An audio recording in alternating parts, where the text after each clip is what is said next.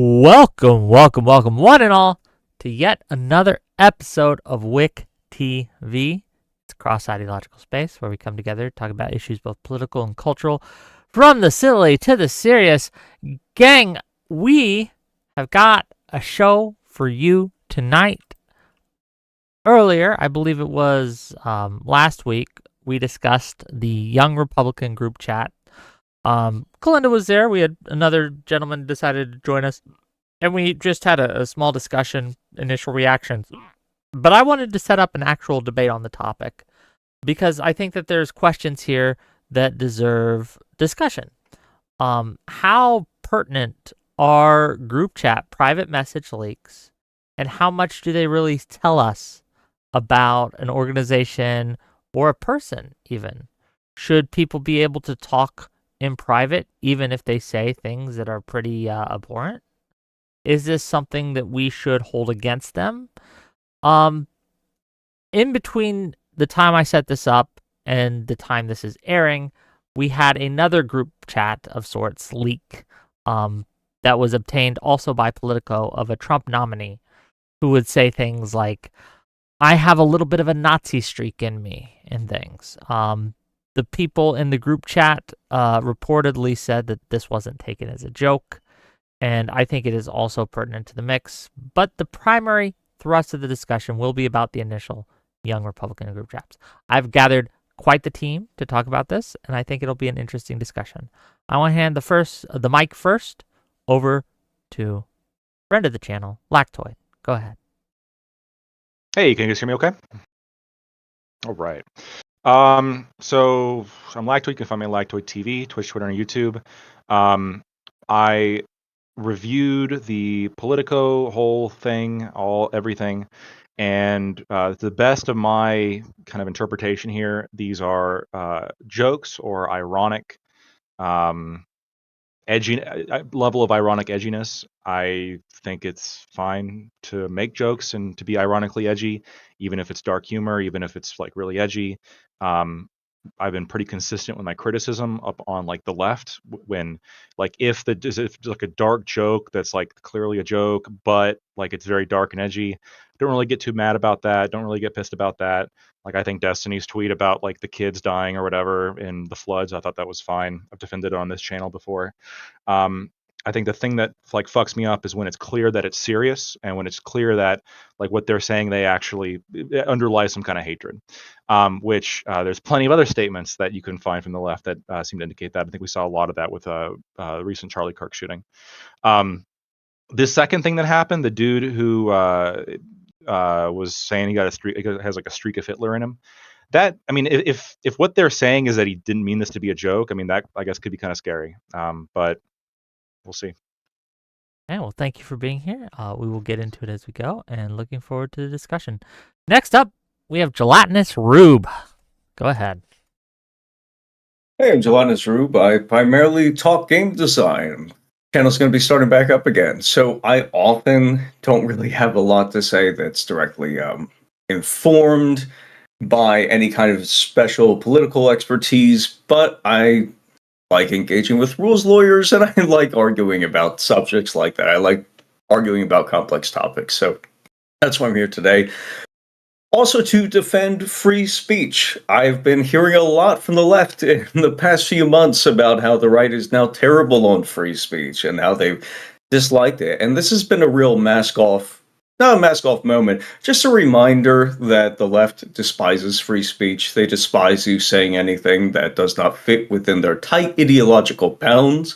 It's totally normal for people in a space that they understand to be private, for them to say things which are inappropriate. And many of the things in here are not inappropriate, but even if they were, that's totally normal. You discover boundaries by personally engaging with other people, and they give you feedback like, it's too far. That was funny. That was too far. But you're saying, the tone in which you're saying something matters a lot to whether or not it's a joke or whether it's hateful content. And of course, hateful content is allowed. I'm totally fine with having the hateful content, but I think that the target being not necessarily hateful content is pretty illuminating. So I'm excited to discuss it today. Okay, thank you for being here, and we will get into it as we go. Thank you for the super chat. I'll read them after the openings. DrDarko, please. Hi, hello. Dr. Darko. I'm mostly a biochem and math nerd, but I also got into politics a few years ago, and I don't know. Yeah, also think it's fun. Yeah, I honestly think it's kind of hilarious that the party was afraid of black women pilots, and the corrupting influence of books like Pride Puppy is just like trying to hand wave this away, given their track record. Yeah, I mean, as someone who grew up as like a millennial shitposter, like I definitely, I've put my time in at 4chan. Like I don't really care about jokes. But like the difference is like, is it a joke or is it serious? And if you look at just in the past like half a decade, the number of people who have died due to white nationalists, like anti-immigrant sentiment, like it's been like 60 people in some pretty like large events. But they don't, the right will never acknowledge that.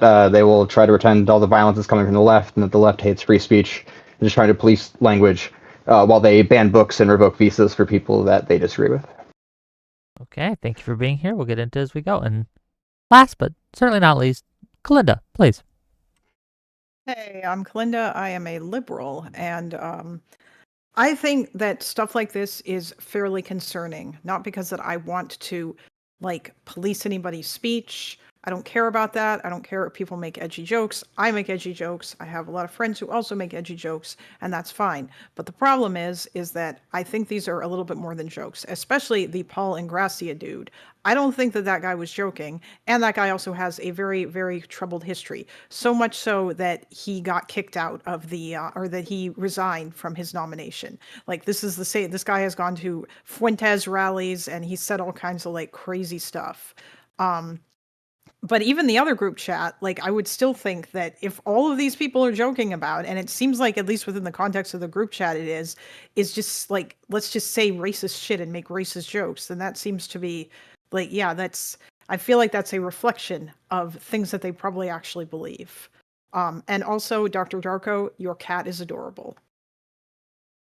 Okay. And with that, let's get this party started. The floor is open. Again, if you have trouble getting in or a word in edgewise, just raise your hand, get my attention, DM me something, and we'll get you sorted. But other than that, let's begin. Go ahead.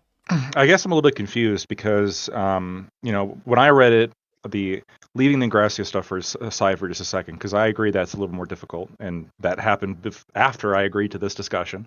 I'm here to defend the Young Republicans leaks, not necessarily that Ingrassia thing as much. But with the Young Republicans leaks, when I looked through it all, it seemed like jokes to me, or shock humor, or edgy humor, etc. And it seems like you guys are saying, well, yeah, we're cool with jokes. There's no problem with jokes. But you also still sort of have a problem with this. I guess, like, why?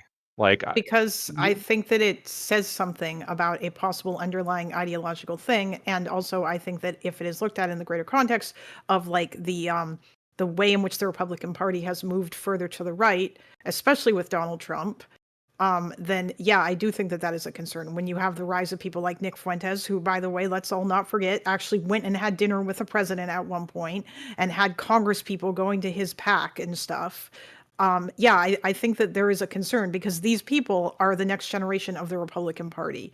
And if all you're joking about is racist shit, like, do you not think that that says something about you? If every joke you make is just racist, if like, do you not think that that has some sort of meaning? Like, after all, Nick Fuentes used to say, it's just a joke, it's just a meme, hide your power level with jokes or whatever. You don't think that that portrays some underlying thing? I don't think every joke in that group chat was racist. I think the ones that the Politico hit piece highlighted were, of course, the ones that were racist jokes or racist shock humor. I don't think like it could be 1% of all the jokes were all that. I mean, they cherry picked like all of those and put them all in one article.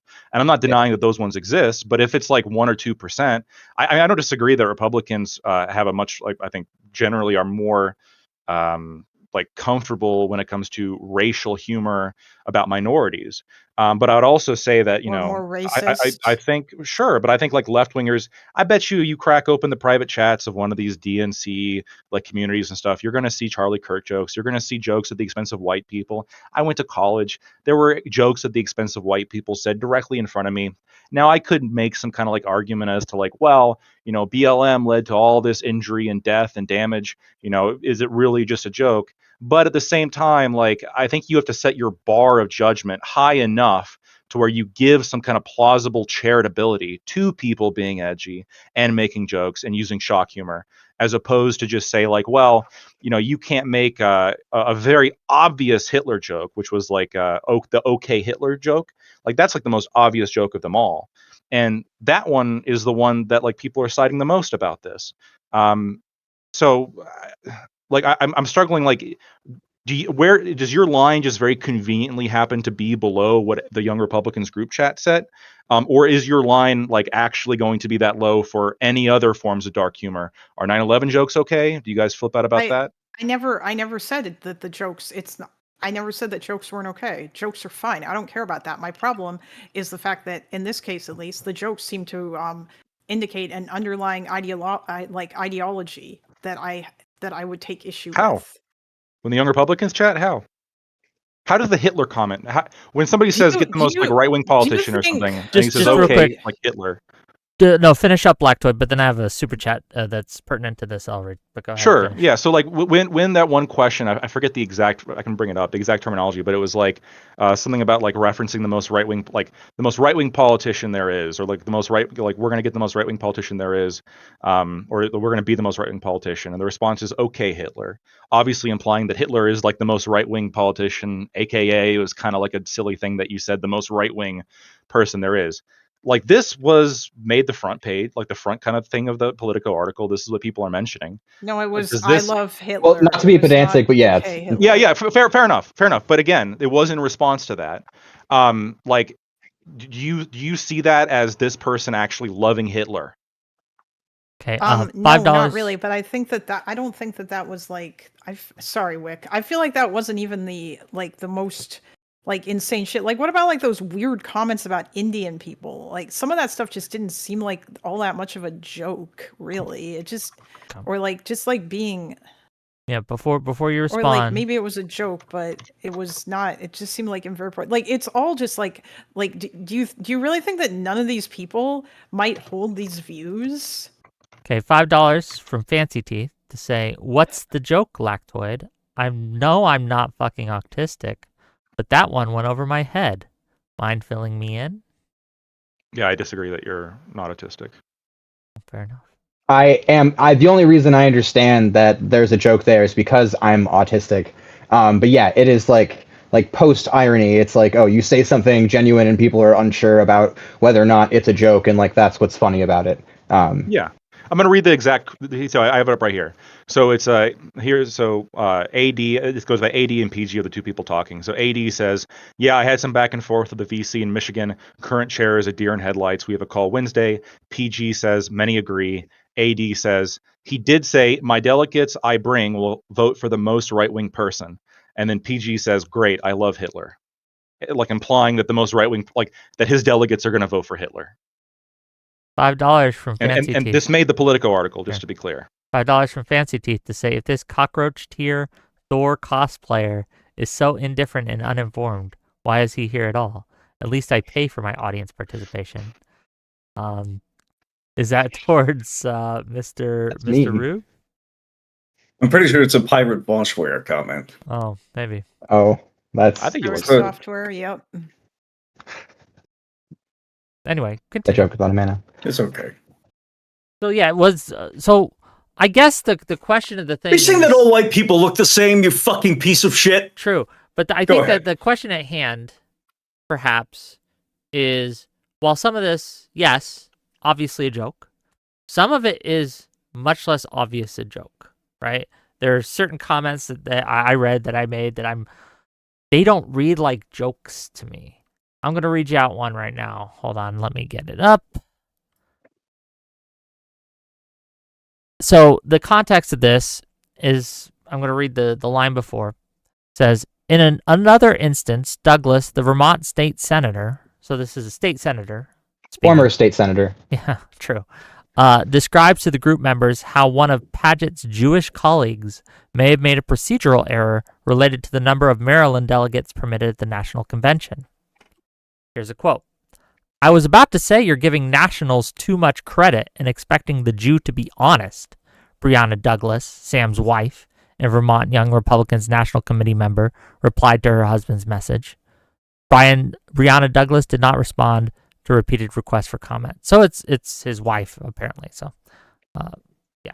But what's the joke there?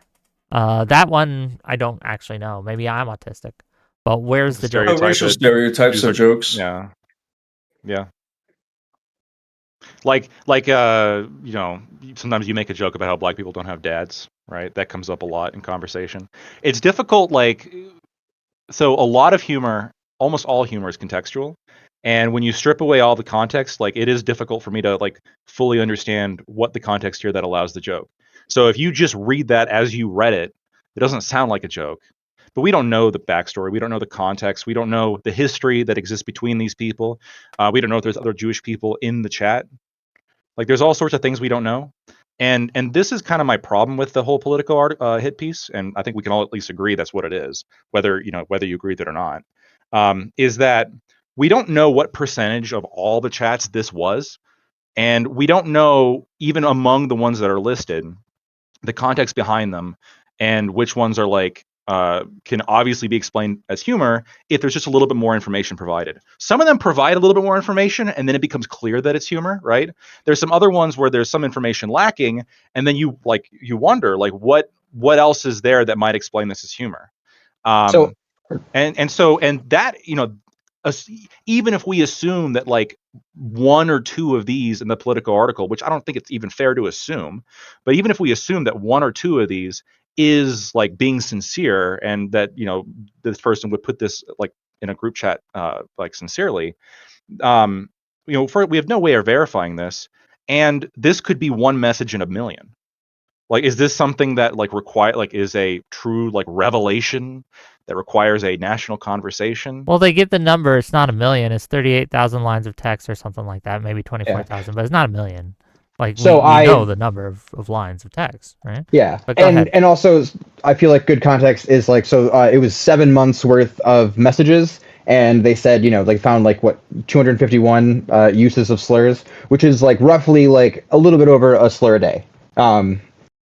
Yeah, out of which I mean, basically all of us. Wait. You said it was okay. No, it was 29,000 pages of chats, so not individual chats. Yeah. 29,000 pages of chats shared amongst millennial and Gen Z Republicans, and then amongst all of that, there's a little bit more than 200 that contain any slurs. And the Politico article mentions the N-word with the soft A as being a slur that they count. What do you not count that? There's a reason you didn't say it. If I'm in a group chat, I can't. Hold on, but there's a reason you didn't say it out loud here, right? Because Twitch. No, I will say it if Twitch wouldn't ban me. But you understand that almost everyone considers it a slur.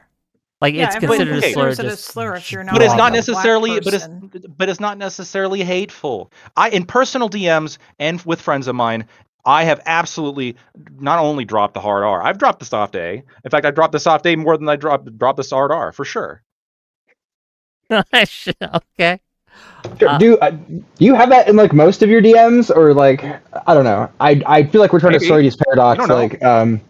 I can say I've never exactly what percentage in my DMs with Lactoid. I've never heard him say it. Okay, or I've never read him say it. I guess I should say. Look, I made a Jew joke yesterday, and you were in the VC, and you laughed. It was so good. You were somebody said, who was, I think it was somebody, it was Zonia, who was in the chat, and somebody said you look Jewish, and she was like, no, I'm not Jewish, I'm Norwegian or something, and I'm like, yeah, that's what the Jews want you to think.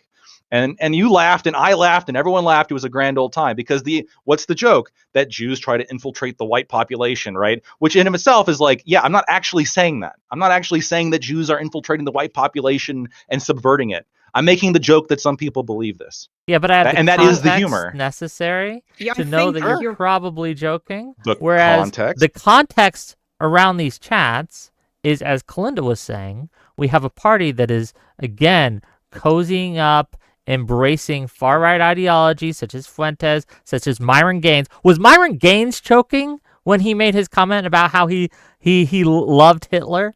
Was that a joke? I don't think it was. No. Yeah, I think. So if that's you the look at Myron context. Like, Gaines- we had that context. Well, hold on. I understand that. Well, we don't have the context for all these members. Remember, I made the Jew joke that everyone laughed at yesterday, and I voted for Trump. So I am technically part of this right-wing cabal that you're referencing. No, not Myron necessarily Gaines. you. Well, I think Myron Gaines specifically probably has like a more documented history of being a serious like extremist that you can maybe take the things that he says more seriously. And that's why also, like, I think I came in by saying the second leak that Wick wanted to talk about here that happened between the Young Republicans group chat leak and this one. I take that one a little bit more seriously because the people involved were saying they didn't take it as a joke. Apparently, this guy has a little bit of a history of saying shit like this without joking. And, there's more context there that can make it seem more and more problematic. But that context isn't here with this Young Republicans group chat leak. And the more I read it, the more I look into like every message, it's like, bro, this one's obviously a joke. And so if this fucking guy at Politico thinks that this is like obviously not a joke and must be published, well, then how can I trust their judgment with any of these other things? Yeah, honestly, I feel like one of the X factors here is that it was in like not necessarily like an official like group, but like it was just labeled the Young Republicans, and like they shouldn't have done that. Like I don't know, like I feel way differently if it was just or I'd feel less strongly about it if it was like just their private chats or If it whatever. wasn't your political opponents, it wasn't smart. That's the dividing line. I'll agree with that. It wasn't a bright idea. Go ahead, Rube. I think it was. That was it. Look, you've confessed to it multiple times at this point. It's a matter of it being your political opponents. And the fact is, these political opponents of yours are the only people who have defended jokes of humor of any kind in the past. But it's not true at all. Like, that's not. Of course it true. is. No, it's not. Yes, it is. No, yes, you're doing the thing. No, you want to lump us in with all of the insane people on the super far left. I'm sorry, dude. But wouldn't that be so tragic and terrible? I'm a communist, okay? I don't care if you're a communist. I don't think it wasn't the Red Army faction saying you can never say XYZ about XYZ. You can't make this joke about white people drive like this, black people drive like this. Like it's stupid. The right would never present the phrase "I love Hitler" out of context as a confession of personal Nazism. That's the simple fact. I mean, Myron did in that tweet, and he's on the right. No, would never present out of context. Myron, when he says "I love Hitler," that is within the context of him confessing that he likes Hitler. And I don't mean to criticize him. I'm not very familiar with gay culture, so I don't know how he feels. I know that there's an affinity for Hitler in this regard. Is that terribly hateful, by the way? Wait. Oh, the joke is that I'm calling Myron gay. And I'm wondering if I should, where on the scale of jokes that falls on? Should I lose my bank account? Should I be publicly humiliated? Should I lose my job? Talking to right now, dude. Yeah, like. So I'm trying to figure that out. I'm asking that. I know I'm saying in a provocative way, and I'll dial that back for a second. I am asking you that same question. What do you think, where is the line? What do you think the consequences for these people should be? Because if I don't hear no consequence, I'm going to be pretty concerned. I'm pretty sure they already faced their consequences. Like most of them lost a bunch of posts. Like a lot of them were staffers. So yeah, like I mean, the biggest people there. What do you think should have happened? For the people in the group chat, like I think that like it's up to the Republican Party what they want to do with these people in terms of like if they want to discipline them or not. I'm just saying that I think that it's concerning. Discipline them for what? In what way? Let her finish answering. Go ahead. Okay. I mean, it depends. Like, you know what? Let's say there is greater context that shows that it's just a bunch of jokes. In which case, whatever. I don't care. But if that's all you're joking about, then again, we once again come back to maybe this might mean that you're actually racist and you're masking something by hiding behind jokes, which I don't know if you're aware or not, but that's what Nick Fuentes talked about doing. You know, the whole hide your power level thing. Like, do you guys just not believe that that's a thing that people can do? That you can just say a bunch of possible. racist shit and then be like, it was just a meme. No, I understand Yeah. it's possible, and that's why, like, but you should generally reserve judgment on people until you get more information. Well, no. Like, So the information that I have is that like 55% of Republicans like qualify as like Christian nationalists in their belief. Like they've been doing polling in the past years. It's some like American like political atlas thing. And yeah, like they've been tracking like, you know, like how many people like adhere or sympathize with like Christian nationalist beliefs. Okay. And I don't know how that's relevant to this. because like over half of them, like when they say shit like that, like aren't joking. Okay, what percentage Shit like of what? Republicans do you think love Hitler specifically? Love Hitler specifically, or love like what Hitler stood for? Love Hitler. We can go through each Oh. one of these if you want. I think there's a large number of Republicans who would absolutely be okay with fascism if you explained what fascism was to them and then didn't call it fascism. That's not what I'm at. The reason why I'm asking love Hitler specifically is because one of the specific chats, we can go through each one if you want. One of the specific chats was, look at this person saying that I love Hitler. We don't know if they're joking or not. Maybe they Yeah, I actually feel love like you're Hitler picking because they're out like Republicans. the And so- tamest one out of all of them. I just said we can go through all of them, but isn't it interesting now that we're going to rely on the judgment of some Politico hack who thought this was not a joke, and we're going to rely on them for their expertise of what they think We're jokes not relying are? on them. We're here discussing it because, like, you know, I don't know. I agree with you that But I they- think but the they- yeah, but they article is mostly curated like a it. hit piece. But like, yeah, sure, yeah. No, they curated it. Yeah, again, because like, Absolutely. you know, the right has been, you know, just going out and like offing people for, you know, being non-white because they think, you know, the tiny hat people are trying to Or replace for them. saying anything bad It's about not Charlie Republicans. Kirk. So it's not Republicans. It's like the far right Nazis. Sure, like yes, they're pretty crazy, but like standard Republicans have a very low rate. of being 55% of standard Republicans like qualify as Christian nationalists. So like That's- okay, yeah, again, like when I think of a standard Republican, I think of What someone. definition are you using for who, Christian like, nationalist? Nick so Fuentes is a Christian nationalist. That's what So he calls 55% of Republicans are of Nick Republicans Fuentes? agree No. with Nick Fuentes. That's No, your they perspective. don't. No, it's But that's not what my you're trying to perspective. sneak in. That's what you're trying to sneak in very clearly by saying 55% No, I'm of saying these that they're people that they go are in probably pretty far under to the this right, definition. even if they're not Then why full on Nick else Fuentes. would you invoke Nick Fuentes Okay, if you're fine. going to? Andrew, There's do you, no hold overlap on. Do you know between who these. Andrew Wilson is? Yes. yeah, Okay, he calls himself a Christian nationalist. He's probably a better example Okay. than Nick Fuentes. Yeah. Do you And think it's fair to let's say compare most her. Republicans probably agree with him, and that he is No. and that he's pretty far to the About right? some things? No, I Probably? would not say that. Like, it would be as ridiculous if I had said, all right, 55% of Christians, if I expand the definition of Christian nationalists to 55% of Republicans, and then I look at this individual guy, I can now say 55% of Republicans can't open jars. They're ideologically incompatible with the ability to just open a jar. They're ideologically incompatible with anything that falls outside of Christian nationalism. That's why you sneak it in. Because you're right, there is an overlap between jokes and being hateful. And it's usually based on context. It's usually based on whether you're laughing and whether or not the other people around you are laughing.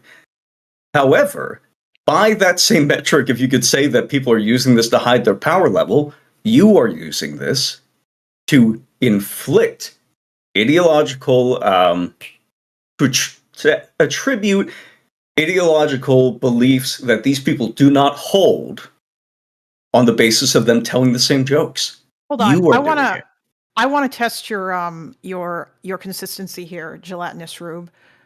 Are you okay with all those people getting fired from their jobs because they said mean things about Charlie Kirk or joked about his death? Are you okay with What are Laura mean things Loomer? about Charlie Kirk? Like anything about him, like pointing out that he was not actually like Anything? like anything bad about him at all, because Hey, like I they went can't after believe people that they for shot saying his anything neck because bad his about- head is such a huge target. His head was such a huge target. Why did they shoot him in the neck? Hold on. Do you think that making jokes about Charlie Kirk's death is bad? Is What that do you where think the the line is implication for of me you? making? What do you think the implication of me making a joke 2 seconds ago is? What? Okay. What do I you made a mean? joke You guys are 2 talking seconds past each ago other. about He his made a giant joke how fucking head. Charlie and the Kirk's fact head that was let so me- big that let me translate for you. I got you, brother. Oh, okay? you're saying that it's okay to make jokes about Charlie. Like, I just He- want to hear yes, you that say is- that he Laura said- Loomer Obviously. going after all these people's jobs was fucking bad. all these people's. Oh, okay, all right. So, what was she doing though? Who did she go after? Was it just jokes, or was it people Um, saying "do it again"? Yeah, it was I know which also one I just think. jokes. Okay. I'm Hold just saying, on, like, hold on, if can we you don't hold on just real By quick? the way, we don't So think I'm unclear. We're for freedom of speech or whatever, Yeah. and we don't think people should be Hold on. like punished Hold on. for saying shit on the internet. I just want to be Then- clear. Gelatinous Rube, are you saying that you're okay or not okay with the people being with the employees firing people or people doxing people who made inappropriate comments or jokes about Charlie Kirk's death? Was that yeah, are you keep okay with it expanding or the not okay with definition it? here. This That's what is Laura about that. Loomer was doing. She was. Well, she I'm was going to like, answer the fucking question. This is that thing that I mentioned earlier with game design and why I love debating complex topics, because I'll have this discussion in the roundtable, the dev roundtable, going on about if somebody wants to be dishonest, they'll usually start expanding the definition of something. They'll hand me a number, they'll say, under, 55% of our mechanics fall under XYZ. And I will, if I interrogate it and they resist, then I'm pretty confident that they're lying in some way. So when you say at first it was jokes, then it was jokes or inappropriate comments, and I don't trust you with either of these, frankly, because you've already expanded I'm going the to definition. give you an example, again. and then I'm going to ask you each example, do you think this was okay or not? Is that fair? No, No, why because not? I'm not gonna trust your characterization of the example. I'm just gonna because I'm, I got to watch I your can stream characterization it of for somebody's you, actual right? Like joke. I can show you. Yeah, no, if you send me the tweet and I go into it and I examine it and there's nothing else, I mean, Laura Loomer's dumb, I'll tell you that. Okay, I don't think that people should be fired on the basis of jokes. Okay, that's the question. So, to answer the question, which is a simple answer then, you're not okay with the people who got fired for joking about Charlie Kirk's death. Wick, this is the problem. So in the same way that we came into this, saying, hey, with this other guy, where it seems like he actually might be, where it seems like he might actually be serious, that one you guys may have more of an argument for, because there's context that indicates that he might be serious. The same standard should apply with the Charlie Kirk jokes.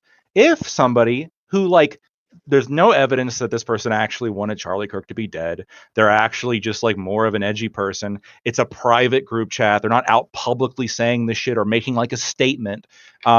If they are making like pretty horrific Charlie Kirk jokes, and it's clear that they are jokes, and they're not actually endorsing political violence, then no, I don't think they should be losing their job. I've been pretty consistently, even for the people saying horrific shit, I've been pretty consistently against doxing, and going after people, for their jobs. The only caveat with that is like people who teach kids might be like the one category of career that I'm a little bit more skeptical of, like them being fucking lunatics. But when it comes to like some manager at Pizza Hut, I don't, they could be hateful, they could be saying horrific shit about Charlie Kirk. I don't think they should lose their jobs. But we have a consistent standard here, is what we're saying. Yeah, if somebody comes out and makes a joke about Charlie Kirk, and they're like, haha, and we're like, ha, you're kidding, right? And they're like, no, this guy was hateful. It's good that this guy's gone. Like, holy shit. Now this is totally different. I'm not saying you should lose your job over it, but you deserve moral condemnation. Now I'm mad at you, right? And you do this too, Wick. When Destiny said that crazy shit about Corey, and then he comes on, you're like, you're joking, right? Because you're trying to like give him a fucking out. Hey, you're joking, right? And then he says, no, it's good. One less voter in Pennsylvania. So he's dead serious. That's when shit gets real. But just to correct the record on that, I asked him if he was a joke, but I was condemning the joke itself as well. Right? Okay. That's the reason I tweeted at him initially, is because this is not the time, this is not the place, this is not okay, this is not acceptable, this is not acceptable in our public figures, this is not acceptable in our politicians, right? And this is something that I've done pretty consistently. But I guess the question for both you and Rube here is, there seems to be a I guess I'll just ask you this. Is James Lindsay incorrect when he says that there's a growing problem of right-wing, racist kind of ultra-nationalism growing on the right? Is he wrong? Is he incorrect?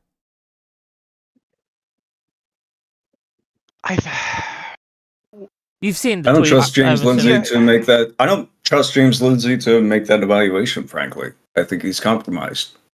So Compromised how? I don't know. Define You mean I don't know compromise the answer how? to that question, because I think, some people will say that, but then like you'll look at like the kind of issues they're pointing to, and you go back 30 years, and like Democrats were more like racist than like the modern Republican position on Okay, this let me question. ask this Like, this way. like for example, immigration, right? Like,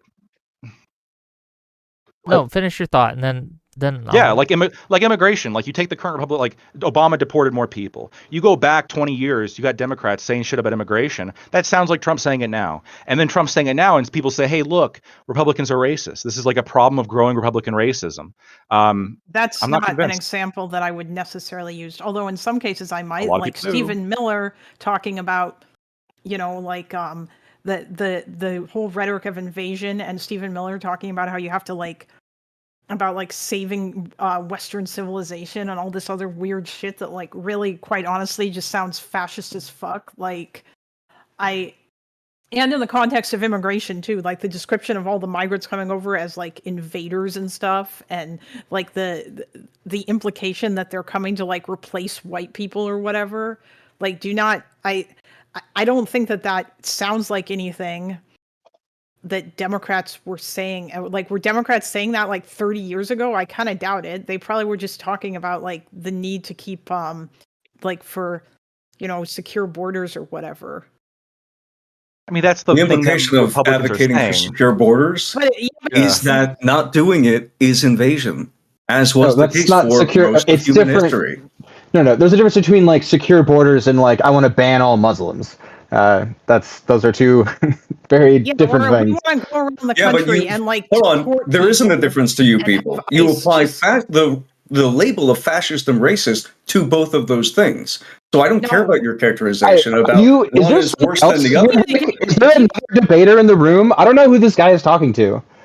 Is there a Let crazy me just ask this. person whispering in your ear? The exact Are you fucking okay? quote was the rhetoric of securing these borders and description of these people as invaders. No, not securing these fascistic. borders. Describing that we need to take partisan action against it, this invading force. Let me Yes. ask you a question. Do you think that Republicans were more anti-Muslim in during Bush's era, or especially after 9/11, or are they more anti-Muslim now? I don't know. I would have to see data on that. Because there During was a Bush's era, genuine obviously. conversation. There was a genuine political movement to block mosques in New York, and Well, no, that hold exists, on. but not nearly to the same extent now. Just a second, because here's the thing. Here's the difference, right? I don't know if you remember this or not. I don't know how old everyone here is. But I do remember watching President Bush go on television live right after 9/11, and when he gave speeches and stuff, and he was very, very very careful to separate normal, regular old Muslims from the extremists that were the targets of the war on terror. And that's different than what happens now, when the leader of the Republican Party is coming out and saying shit like, we need a total and complete shutdown of Muslims entering the United States. So maybe it's not as bad now across the board, because yes, I understand what you're saying about the mosques and stuff, but it hasn't gone away. It's still there. And it's pretty concerning when the leader of the Republican Party is talking about banning all people from one religion from coming to the country. And then he tried to do it. He successfully did it. Like you said, well, sort of. But like you said, you can point to, not across the board, but you can point to specific examples that are bad. And I would even agree that they're bad. But the reason why I'm comparing them, Republicans today, to the Republicans from the past, is because the argument that you guys have been making is that one of the reasons why we can't assume that, or at least in give the charity to the Young Republicans group chat of being edgy jokes, of being shock humor, is that Republicans are basically have morphed into these fascists, right? No, they've morphed into the party of Trump, and that's it. Like, that's all they are. It's just like whatever Trump wants, like they have to do. The party of Trump is much further to the right than the party of President Bush. Is it? Is it really? Okay, I'm going to read some super chats. I'm going to read some super chats. $5 from Fancy Teeth. I'm begging you, Lactoid, please explain the joke. Walk me through it. I understand it's post-irony. Give me the X, then Y, therefore Z. Fancy I'm Teeth, racist, can you be more specific? Or am I? I'm sorry. Can you be more specific on which joke? $10 from Fancy Teeth. Maybe he will. Yeah, you got to pay Wick again. Well, he did. $10 from Fancy Teeth to say it feels like an inside joke, and I want to be in on the joke, and I want to laugh with you. When isn't a joke, a joke, and it isn't a dog whistle. When they're being honest. I'm done. Yes, I'm schizo. Well, thank you for the $10. $5 from Often Topical. Can Lactoid explain the joke behind watching monkeys play with a ball? I mean, not on Twitch. But I mean, the joke's pretty apparent. I recently went to a petting zoo, and they had a monkey there who played with a ball, and so I found that one especially touching because it connected to me in my personal life. Although it was really bad. And then I can make a joke about where the petting zoo was. Don't do it. But then you guys would get all uppity. But I guess can I say that word? I mean, that's come on. Let's be real here. There's a plenty of times where a joke is not really a joke. Like if you're talking to a girl, okay, or if you're a girl and a dude's talking to you, and that dude makes a joke about wanting to sleep with you, it's not a joke, ladies. He's not joking. He's masking it with humor to give him an out, but it's not a joke. And I think that, again, it's going to come down to, do we believe that these comments are jokes, or do we believe that they mask an underlying feeling amongst the people involved that was telling, that is revealing of an underlying kind of racist sort of way of doing things and way of thinking. Now that's a conversation we've had the whole time, and what we are saying is that it's heavily context dependent. Ultimately, if it's a really good post-ironic joke, you might not even be able to tell, and that's part of the humor. But yeah, it's going to be, and this is part of the reason why autistic people struggle so much with ironic humor, is because they take things very literally, and they don't understand. Oh, you said that must mean what you believe, and they have a difficult time catching subtle body language. They have a difficult time catching kind of tonal hints that are prior in the conversation, or they don't fully know what this person believes, and then put it together. Oh, what this person said is actually in contradiction to what they've said before in a more serious tone. So I'm going to assume that they're joking. There's all these things in play, right? Wait, isn't that just the side effects of taking Tylenol? See, look at that. I knew that was a joke, but somebody might say, "Oh, so are you saying Tylenol causes?" I don't understand. This is very anti-scientific. But I would say clearly that was a joke, because I know, Dr. Darko. I know his position on the Tylenol thing. I'm well aware that was a joke. How often have you talked to Dr. Darko? I talked to him enough to know that was a joke. Right. Hey, listen, we argued for 4 days straight until we agreed on eugenics eventually, which is. Look at that. See, weird arc. And this is the frustration I have with this political article specifically, which is that it could be that you get one of these people alone in a room and you grill them, you interrogate them, and you finally get down to it, and it turns out they're actually really racist. It's possible, okay? This is possible with anybody. Sometimes people are hiding tattoos that you might not know about, okay? Shit sometimes comes up.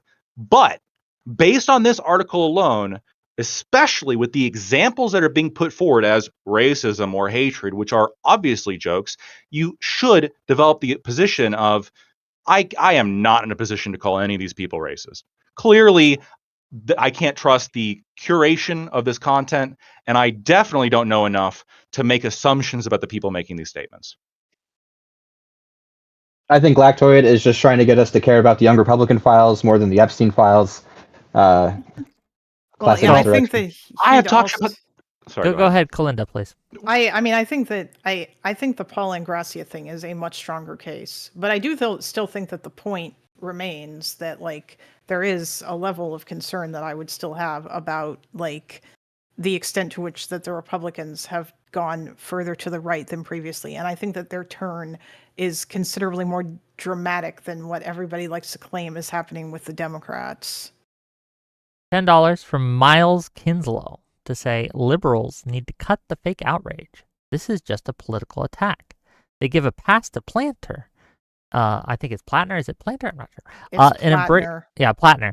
And embrace the anti-Semites of the Middle East / Palestine, or parentheses, Palestine What? close parentheses. What? So, Yeah, I well, actually wanted to I put- think Lactoid made an allusion to it too, during his response. Do you think that Plattner, based on the tattoo and the context you've seen, do you think that he is fit to run for office, Lactoid? Well, he's a Democrat, right? So no, Well, but not for no, the tattoo. Again, so just for the tattoo is what I mean. Not No, so the story he gave is very believable. He was drunk with a bunch of army buddies, had a Totenkopf tattoo put on his chest. I guess the only question I would have is like, why did it take you so long to get rid of it? But then there's Yeah. even an answer for this though, because he said he went through like a political evolution where like he was more like not really politically minded, more edgy, didn't really have positions before, and then over time kind of morphed into like kind of his politics today, which I disagree with, but it would make sense. And he, by the way, he has since got it covered up, as I understand. So like it like is a covered week up ago. now. He got it covered up like after it broke. Yeah, sure. Look, Yeah. and I agree. Like that's kind of like he probably should have done it beforehand. I don't disagree. But the fact that it was a week ago, sure, you can look into that. That's fair. But at the same time, like assuming that you hold like if you were to sit down with him and he were to explain his story and like this was a dumb fucking decision, I thought it was just like a silly tattoo, and then it was explained to me how offensive this is, and then people found out about it and I saw the outrage and I saw how it was hurting people, so I got it covered up. I mean, I could see that, and especially because like you look at his positions, are any of them actually Nazi? Like that's the No. thing. You have to see what their like the person's positions are, and do they align with this thing that I think that they're dog whistling about? And if you have somebody who's like not saying like anything about Nazi shit, and then you see this and you ask them, hey, what's that all about? And then they give you like a pretty plausible story. I'm willing to be charitable and give the benefit of the doubt. Is it something that you should ask questions about? For sure. But if they give a good answer, I don't know. I wouldn't vote for him because he's Democrat anyway, but Well, fair enough. So not to derail into this discussion too much, because that's next week's topic, gang. We're going to be talking to Soy Pill and Prime Kai and a few others about the Plattner tattoo. But I don't know. If I found out I had a Nazi tattoo on accident, which fair. No, I believe that part. I'm getting it off within a month, right? Like it's not going to be there very long. The fact that he kept it on and called it his little Totenkopf for years. I don't know, man. Like, maybe, you know what? You can be redeemed. That's cool. You just can't run for office. Sorry, that's a line I have. And when we talk about, like, what racist policies do the Republicans try to implement? What fascist policies, what policies that are akin to fascism that the Republicans try to implement? Well, I'll let my guests give examples that they think might fit that definition. Go ahead. I mean, the mass deportation shit and the way that they're framing all of these immigrants as like the enemy of the people, or Trump saying that like talking about poisoning the blood of the nation, which is straight up Nazi shit, by the way. All of that is like all of that stuff has been insane. Like just like the grabbing people off the streets, or like revoking people's green cards or people's visas because they said like bad stuff about Israel that the government doesn't like. And by the way, before anybody jumps on me, no, I am not anti-Israel. I'm not some sort of crazy pro-Palestine, pro-Hamas person. Okay, I fight with those people on Twitter all the time, but it's still like that doesn't mean that I think people should be deported for their speech. which is basically what the government's doing. Like, that's anti-free speech, which is absolutely like a tenet of like the fascism shit. There seems to, again, like there's another thing there that you just said that doesn't, I understand, I don't even disagree, but it seems inconsistent with something that was earlier said, which is, I agree the Republicans have been going way too far when it comes to like this whole, we're going to restrict people criticizing Israel, even though they're not citizens, right? And primarily they're going after green card holders or people who are not here legally. But with the speech, normally it's like people here on student visas or green card holders. I would not think it'd be that consistent that somebody who has that level of like admittedly pretty authoritarian love for Israel to also love Hitler. Like there is some level of disjointed there that, again... Are you talking about Trump specifically? I'm talking about the young Republican like chat, because it's not just Trump. It's like deporting green card holders or student visa holders. Bro, do you have autism? Because I swear you're hyper fixated on this one like I love Hitler thing. Well, maybe Politico shouldn't have led with it. Are you aware of the fact that there is like a huge rift within the Republican Party, especially younger members of the Republican Party right now, when it comes to Israel and non-interventionism, and that there is like quite a lot of anti-Semitism among like the younger Republicans and stuff? Like, are you aware that this is a thing? I'm aware, but polls also show that Republicans of all age groups consistently support Israel more than the Democrats. Yes. And again, using this context, like, hey, you're not allowed to criticize. Well, no, if you have somebody saying you're not allowed to criticize the Jews or we're going to remove you from the country, and you're saying that context is enough to believe that when they said shit about Jewish people, they like the dishonest Jew or whatever, you think that context informs that not being a joke? Well, I think go on. Nearly a quarter of Americans think that a strong leader who doesn't have to bother with Congress or elections would be good or very good. So I don't know. Just a good amount of them are. It's just because earlier you criticized them for deporting people in the interest of concentration camps. One at a time. Let's give it to Ash, then we'll hear from Kalinda. Ash and Kalinda. Yeah, earlier you criticized the administration for deporting people based on the criticism of Israel. If you're willing to call them Nazis, but not willing to deport them, Wait, I'm sorry. Are you talking to us? Or are you talking to the ghost in the room? Because I'm not sure if I'm like the radical. The accusation if you're responding to something that I've said. Anti-Semitism, is that a positive trait or a negative trait in your mind? Do you approve of anti-Semitism? Yes or no? It's probably disapprove.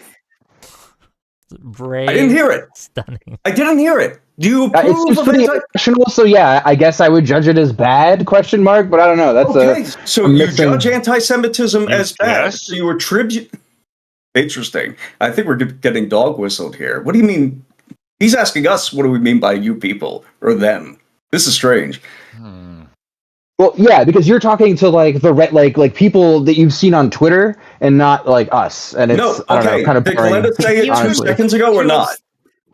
What you mean? Did you use the term? Did you accuse younger Republicans of anti-Semitism less than a minute ago or not? Yes. We need to roll back the tape.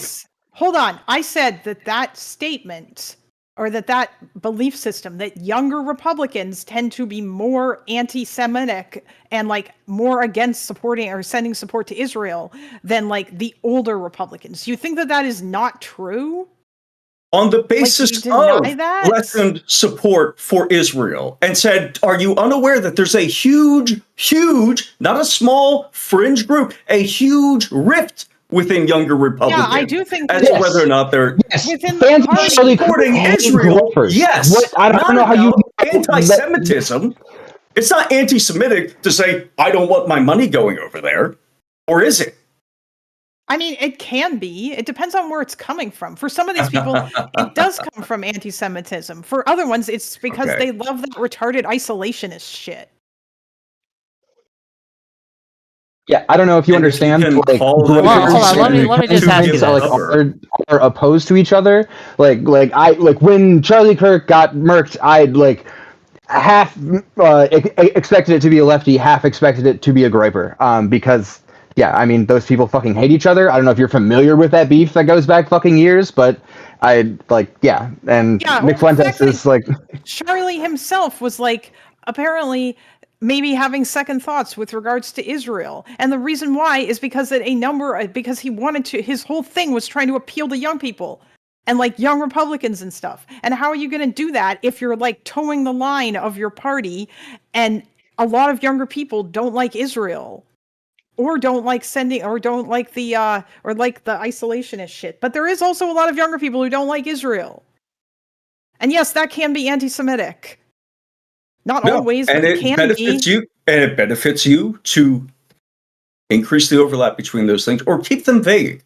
Right? Wait, Just hold keep it on. vague. Do you think might that people who dislike are critical Israel of on the Israel, basis of anti-Semitism. Go ahead, yeah, do you Kalinda. think that that's not true? Do you think there's not some people who don't like Israel because they're anti-Semitic?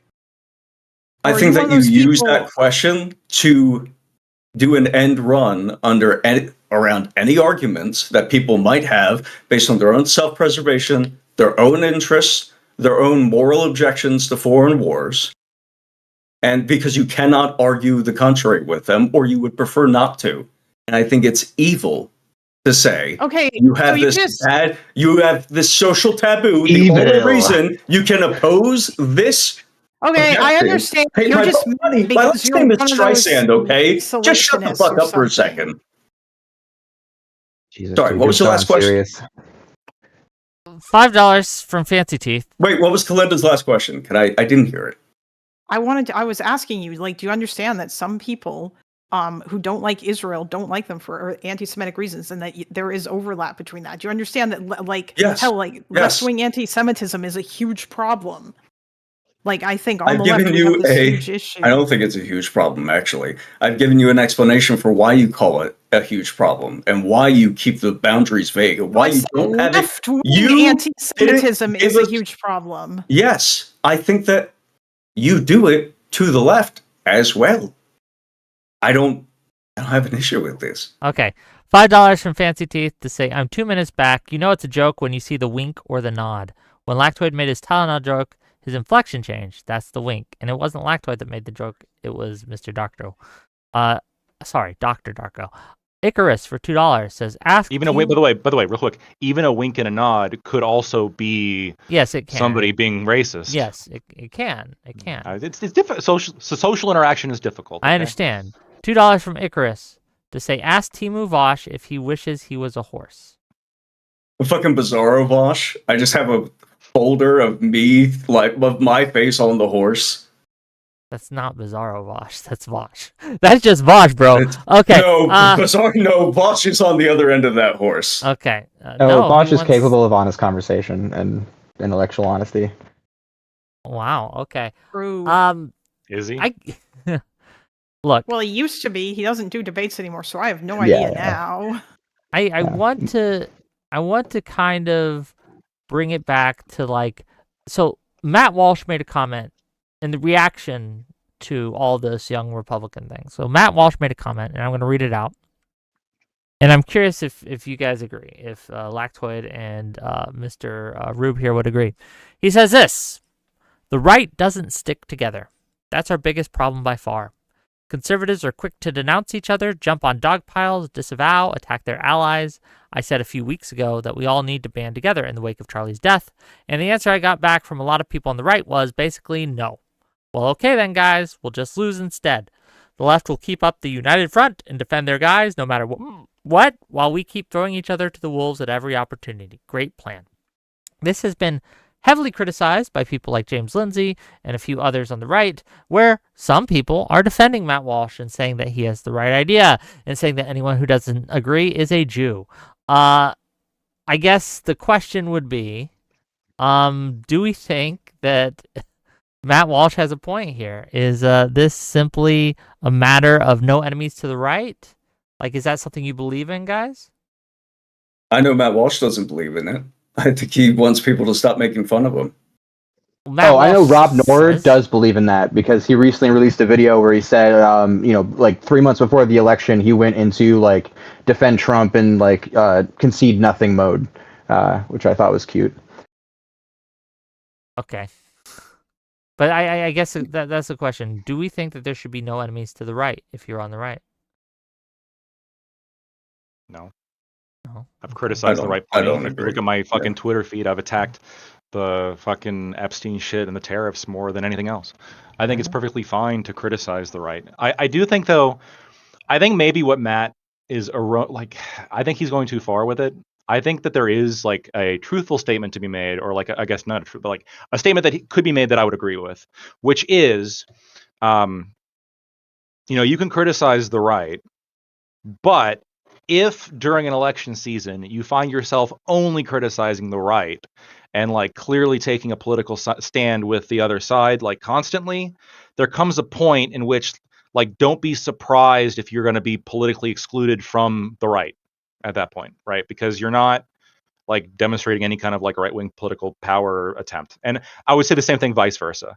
If you call yourself like, and by the way, this is a conversation that you guys are having all the time right now, right? The left criticizes like left-wing candidates, a lot, and you guys are like, excise them from the party, get rid of them. These fuckers are ruining it for everybody, Based. right? That, sure, you're saying base, that is a conversation you're having. That is essentially what Matt Walsh is saying. Stop criticizing us, rally behind the flag. Politics matter. You guys are saying the exact same thing when you're saying to excise the leftists from your party.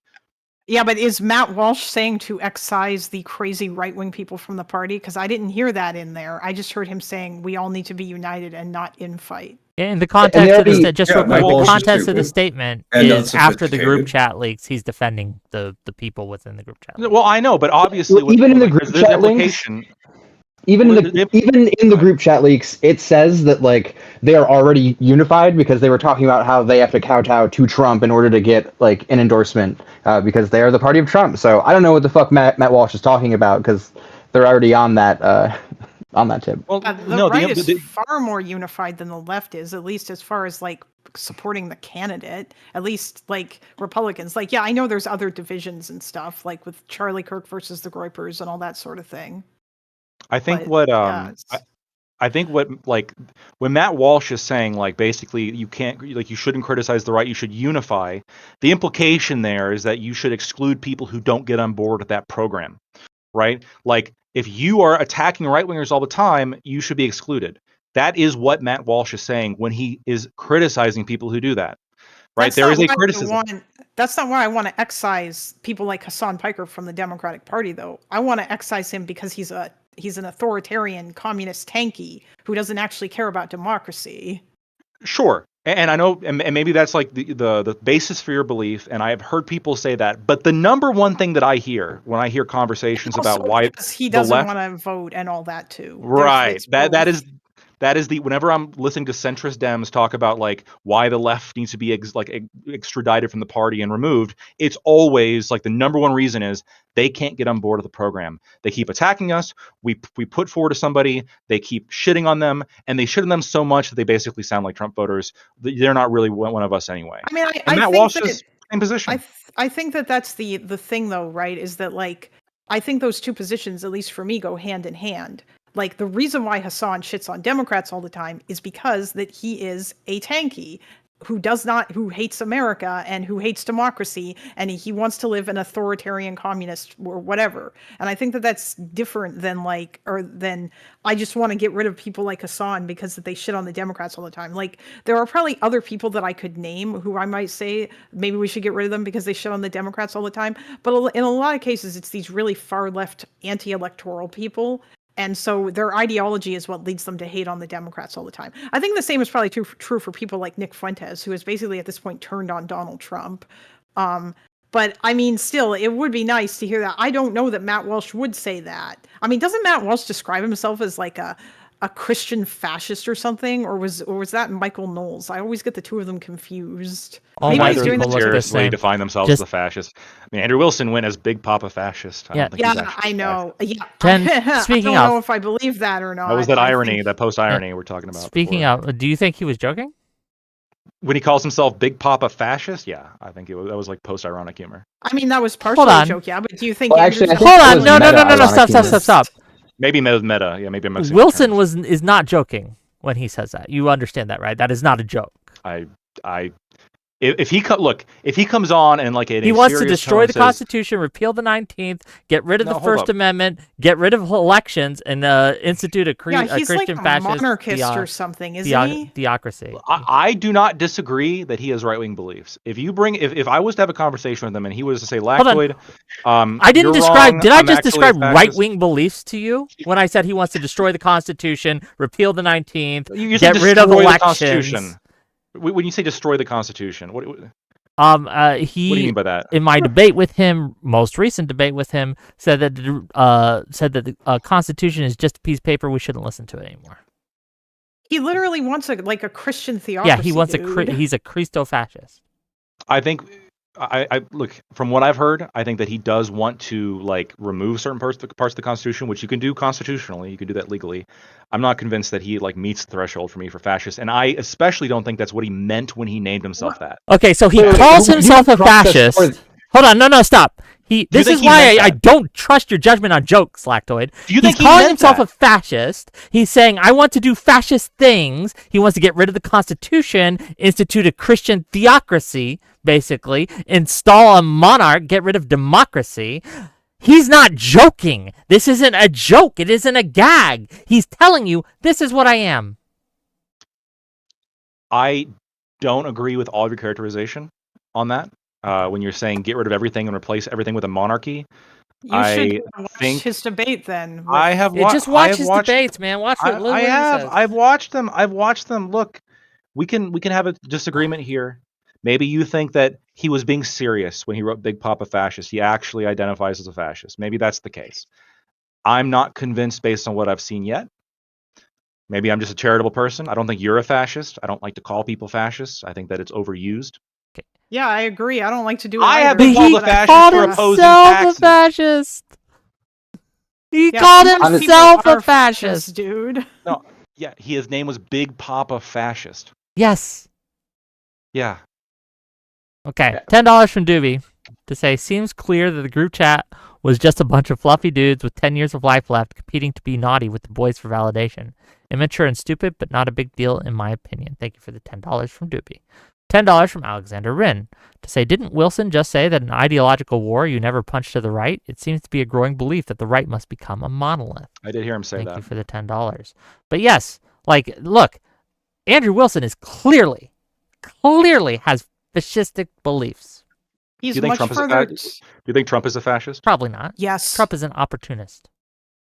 Okay, or I'm sorry, MAGA's fascist. Trump isn't a fascist. Trump doesn't actually believe in anything. So if MAGA's fascist, then all Wilson has to be is MAGA, and you'll call him fascist. You don't think that like there's any fascistic aspects to like MAGA? Okay, hold on. What is a fascist to you? Do you even like know what it means? So, like, what is your bar for fascist? As is the case with all political designations, it is highly like contextual to the Overton window of the society that you're in at the time. And fascist can mean one thing in one country, it can mean something entirely different, depending on the country, depending on the time period, depending on the beliefs of people. It all is like very complicated. And no, you can't just say, oh, he's anti-immigration, he's like more populist, therefore like those are fascistic tendencies. No, he's authoritarian. Look, being like pro-military is part of being fascist, but that doesn't mean that being pro-military makes you fascist. Military parade.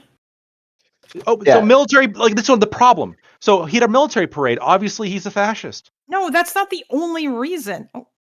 You have to go through everything, and you have to say, based on like the current Overton window, do Trump's beliefs count as fascism? There was a disagreement just now between two Democrats on this panel. Wick disagrees with you. He has analyzed Trump's behavior. He doesn't think he falls into the category of fascist. He doesn't reach that level. I agree. I mean, do you think that like MAGA as a movement overall like is fascist, or at the very least uses like, I think there is a core stuff? There is a growing segment of MAGA that is fascistic yet, but I think MAGA is just a cult with Trump that as is its also head. True. What about Stephen Miller? Would you consider he's him fascist? To be a fascist? Yeah, Stephen Miller is absolutely. I think Stephen fascist. Miller is like one of the worst people in that administration. A lot of the Christian nationalists are fascists within the administration. Yes. As we've heard earlier, 55% of the Republican Party are Christian fascists, and I've heard 55% of the Republican Party doesn't know what a Christian nationalist support is. Israel. I've heard that in this conversation described as anti-Semitic, and then Not heard it always. denied What? 10 seconds later. Yeah, you did it again. You're No. just no. It was you're described as trying to, anti-Semitic. like, no, It you're was trying to, described as anti-Semitic. you're trying to twist my words because you really When you bro, said it if was I said anti-Semitic, that- or there was a growing I think in the some Republican of it Party is between anti-Semitic anti-Semitism. sometimes. Yeah, Ash, Did if I I really- fed you a sandwich that was like 10% anti-Semitic and 90% shit, would you be willing to call that an anti-Semitic fascist or sandwich? Fuck, you fucked said it up. 10%. Can you rephrase 10% the question? anti-Semitic meat and 90% like dog shit. Is that an anti-Semitic sandwich? I don't know, man. I don't eat dog shit sandwiches. Okay, so I just think hold on, that just hummus is a to correct perfectly your fine- numbers, 55% of the Republican Party is not considers themselves Christian nationalists. 21% considers themselves Christian nationalists, while 34% have some sympathies towards Christian nationalists, which is a different thing. Okay, this idea, right, that like we're calling all Republicans fascist because 55% of them have sympathies towards Christian nationalism. I would be willing to bet that Jackass. 21%. He said 55%. That's not my fucking number. That's what Yeah, he so- quoted. You okay, didn't so I fact check actually it want until to- I repeated his quote. To check his numbers. Don't take DrDarko seriously. What are you talking about? Yeah, Look, yeah. here's the Yeah, deal. no. So actually, to dive fair into that, so they asked, a group of people like 5 questions of, like the U.S. government should declare itself a Christian nation. U.S. law should be based on Christian values. If the U.S. Moves away from Christian foundations, we won't have a country anymore. Being Christian is an important part of being American, and God has called on Christians to exercise dominion over all areas of American society. And based on there was like a scale of like neutral or to mostly agree. So yeah, the scale was from 0 to 1, and so yeah, like 20% of people are in a 0.75 to 1 category, and then the 35% are from the 0.5 to like 0.74 like category. So yeah, like we're talking about everyone who got like at least 50% or higher on I'll the charitably consider it an national error rather than just outright lying. Hold on real quick. I'm looking at the thing you sent me, which goes through all these 5, which, by the way, I don't think that agreeing, even if you agreed with all 5 of these, this wouldn't make you a fascist. If you agreed with all 5 of them, I would agree it would make you a Christian nationalist. This is the Christian nationalism thing. This is not a fascism thing. No, I understand, right. So I would agree, like, if you agreed with all 5 of these, you're a Christian nationalist. That's fair. I wouldn't call you a fascist. But when I'm looking at the pie graph here, it's saying here's the results. So 37% are Sorry, skeptics. that's of the whole population, not Republicans. Republicans is lower down. It's like chart 8 or something. My bad. Oh, well then. Or, sorry, not to cut you off like that. No, that's fair. That's not fair. to talk you. No. I was going off the thing you sent me, so I'll open up the broader thing. Yeah. Sorry, I almost said the second thing and then I got distracted. That's So fair. to my point, most people who call themselves Christian nationalists aren't actually Christian nationalists. It's like a lot of people who call themselves socialists are just capitalists with some socialist like characteristics or leanings or things like that. They're not actually socialists. Man, people hear Christian nationalists, they're like, well, I'm a Christian and I'm and a I like the nationalist. I nation, think that and I makes me a like Christian that, nationalist. and that's as far as they go. Yeah. But Christian nationalism in and of itself, I'm just going to read you guys a quote from a pretty famous Christian nationalist. Let me get it up here. Loading. Okay. Says, This is I a love quote Hitler. from B.J. Vorster in 1942, who says this: "We stand for Christian nationalism, which is an ally of National Socialism. You can call this anti-democratic principle dictatorship if you wish. In Italy, it is called fascism. In Germany, National Socialism. In South Africa, it's Christian nationalism." He's basically who this guy was. He was the prime minister of apartheid South Africa. He ruled for a lot of years, right? Like, that's what Christian nationalism is. That's what it is. It's akin to fascism. It's close enough to make no difference, right? And these I don't are agree with Christian that. nationalists saying this. Okay. I agree with I agree with Darko's the chart, like where Yeah, the that's 5 not tenets Christian that he put nationalism. forward. That's just you think America should be a Christian nation, but that doesn't make you a Christian nation. Yeah, that's just like standard religious rights stuff. No, which hold has been on. around for forever. Wait a minute. So it's not just that. It's 5 tenets that he read out. Yes, God has These called are, like- Christians to exercise dominion over all areas of American society. Being Christian is an important part of being truly American. If the U.S. moves away from our Christian foundations, we will not have a country anymore. If U.S. laws should be based on Christian values, the U.S. government should declare America a Christian nation. None of these count as Christian nationalism. They're very right wing, but Christian nationalism this is Christian a very nationalism. specific thing. I mean, I think No. that would be part of Christian nationalism. Yeah, some of these are, but yes. not all of it. Yeah. No, this is stop. necessarily. No, Say, this hold is on. Do you think by U.S. definition, law should be based on if Christian you- values? Is that Christian nationalism to you? Yeah, that's absolutely part of Christian nationalism. Okay, again, In the same it way, might be wait, hold on, wait, part let me of- finish. Wick, let me finish. In the same way, ethnic nationalism would simply you replace the word Christian with your ethnicity, and then that would fit ethnic nationalism or any other kind of nationalism. This is the Hey, definition. what is of nationalism to you? Nationalism is the belief that the nation should reflect something. And No, what that that's is stupid. the brand of That's the most nationalism retarded definition of nationalism I've ever heard in my fucking life. Can you be a civic nationalist? No. Well, yes, you can. You can. What's a civic nationalist? Extreme. but Wick? okay. What is a Going. civic nationalist? Tell me. Yeah, a civic nationalist is somebody who believes the nation should reflect on civic values. Okay. That's a civic What is? nationalist. I'm not asking you what a civic nationalist. What is a nationalist? I told you already. No, I what you defined said is someone who's civic-minded. What is a civic nationalist? I said I. Okay, you told don't know what a that nationalist is. Can you That's repeat fine. his definition from 1 minute ago? Yeah, it was 1 minute ago. I said the definition of nationalist. And Nationalist is someone who thinks that of country's values should reflect the nation and should be centered on the nation. But that's not what nationalism is. Nationalism No. is when you put the nation above all other things. No, no, Family, no, that's not- identity, that's- right? This is what all the scholars on nationalism think. No. Hold on. Oh, Wouldn't you that shake be- your head no, but let's see what Should you Orson characterize this? Welles thinks. Wouldn't that be ultranationalism more so than that everything must be subordinated to the state, which, by the way, is another tenet of fascism? So, notes on nationalism on the Orwell Foundation. Nationalism is, let me just read this. It's a bit long, okay? By nationalism, I mean, first of all, the habit of assuming that human beings can be classified like insects and that whole blocks of millions and tens of millions of people can be confidently labeled good or bad. But secondly, What the fuck and this are you is much reading? more important, I mean the habit of identifying oneself with a single nation or other unit, placing it beyond good and evil, and recognizing no other duty than that of advancing its interest. Nationalism is not where's to be this from? confused with patriotism. Both words are normally used in so Okay. vague a way that any definition is liable to be challenged, but one must What draw a website is distinction this? between them since two different and even opposing ideas are involved. This, again, and I can go on, but obviously nationalism isn't just when nation, okay? That's not what I said. What Wick is site were you reading traumatized off by. of? How am Andrew I Wilson. wrong? What definition, website other are than you- fucking I've asked you this Google, question are you 4 bringing your times now. nationalism I've asked you definition this from, question Lactoid? I've asked you this question 4 times now. What website were you reading from?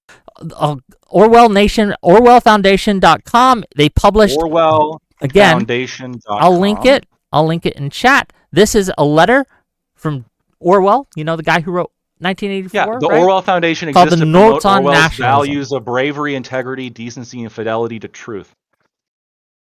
The charity registered in England and Wales to perpetuate the achievements of the British writer George Orwell. Yes. Do you know who George Orwell was? Yeah, I am fully aware of George Orwell was. I don't think that the opinion of people at the George Orwell Foundation, first of all, is even authoritative when we're talking Who about do you think what- wrote let me- Notes on let me finish. Nationalism? Let Do you me- think let the me finish. foundation Let me wrote finish. that? Let me finish. No, because you're wrong. Let me finish. Okay. I don't think that somebody at a charity for George Orwell is an authority. Cool. I nationalism. didn't quote those fuckers. Hold Cool. on. I don't think that literally you read are an off of authority them. on You literally nationalism read off of either. what they said. You literally read off of what they Okay, said. You can no, keep I wrote- working out They every published fucking 10 a seconds. letter Finish a that sentence. was written by George You can't- Orwell you because you're can't- not you fucking can't. listening. You're not fucking listening. You think that the Orwell Foundation wrote you're what I cutting me quoted? off. They did not.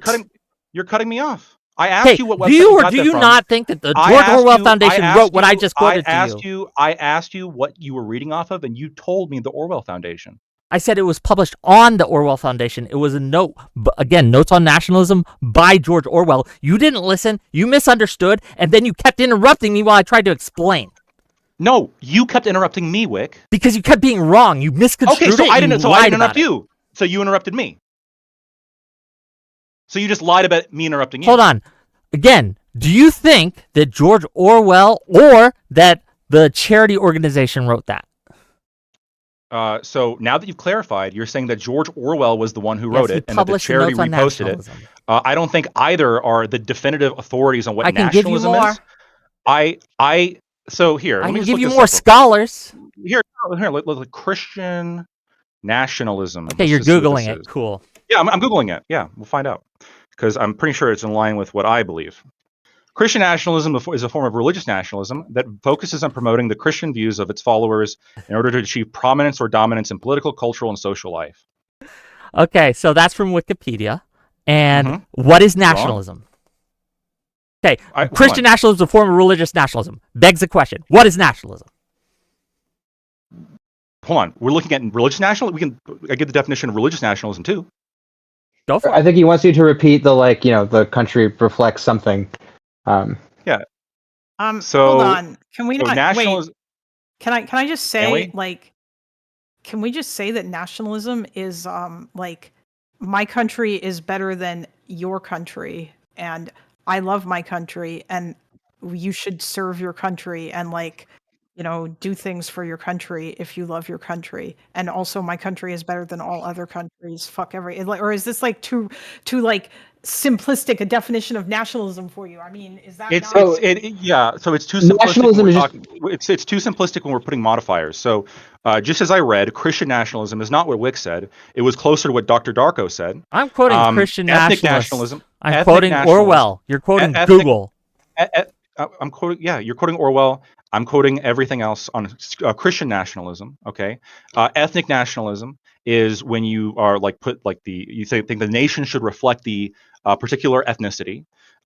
There's all sorts of different kinds of nationalism that you can point to, but when we're talking about a Christian nationalist, what Dr. Darko posted from a reputable source, and what I just read from Wikipedia is, I think, more authoritative than George Orwell.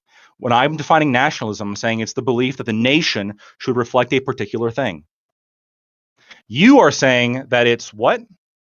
Nationalism, and I'll read it again, is and this is a really good definition. Nationalism is not to be confused with patriotism. Both words are normally used in so vague a way that any definition is liable to be challenged, but one must draw a distinction between them since two different and even opposing ideas are involved. But in my words, how I would explain it, right, is this. Nationalism puts the state above all other things. It is more important than your family, is more important than any other identity you may have.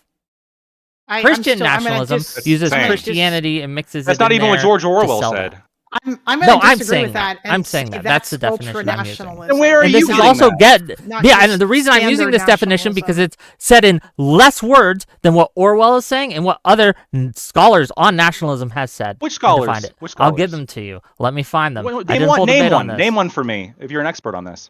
I'm not an expert on this. I'm quoting experts. No. You quoted Google. Doctor, hold on. I gave you one. Doctor, let me finish. You're terrible at this.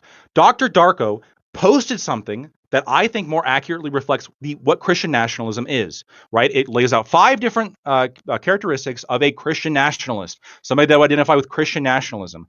I just typed in Christian nationalist. What's the definition? Like the Wikipedia agrees with me. Okay. Scrolling down through here, like a lot of other sources here are agreeing with me. You such read out as George Orwell on. Hold up. No. Which other sources? I'll get to it. I'm waiting. I'll get to it. You read a quote from George Orwell that doesn't even say what your opinion is. And then when I asked you, well, where do you draw your opinion from? You said other academics, and you can't name. Again, you keep leaving out, and I'm not sure if it's on purpose or I'm not sure if I'm sure if you're just misremembering. I'm not sure. I can't tell. But you're leaving out a lot of context and a lot of what I said. You're engaging very dishonestly right now, and it's very weird. No, I'm not. You absolutely are. I said that this is a portion of what Orwell said, and that my definition, my more, again, brief definition I'm giving for the sake of time and brevity, is based off of not only Orwell, but other scholars I've read on this subject or studying on this subject. I'm not an expert by any means, but I am quoting these experts. You are pulling up Google. You got a link from, do you even know who the PRRI are? That's basically the institute, right? Do you know who they are? Do you know anything about them? No. Can you tell me about them? No, I don't know that much about Okay, that. No. so But how do you know that they know it's a .org. anything about this? You say again in your words. Here's let me hold on, let me explain. right? You're interrupting Okay, me fair now, enough. sir. Fair enough. Go ahead. Okay, I know. in It your sucks, words, doesn't it? again, in your words, you said you read it and you just happen to agree with them more, right? It's vibes, it's feelings. Like, oh, I feel that this is more right. That's basically It's what not you just said. it's not just vibes. It's I read it and all the 5 tenets, right, that come from this organization, like agree with like the definition provided right away by Wikipedia. The definition here provided by PBS. Here's the ACLU. I'll read what their definition is.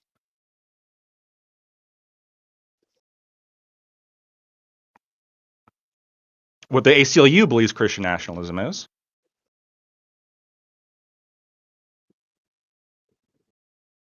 Is the ACLU good enough for you?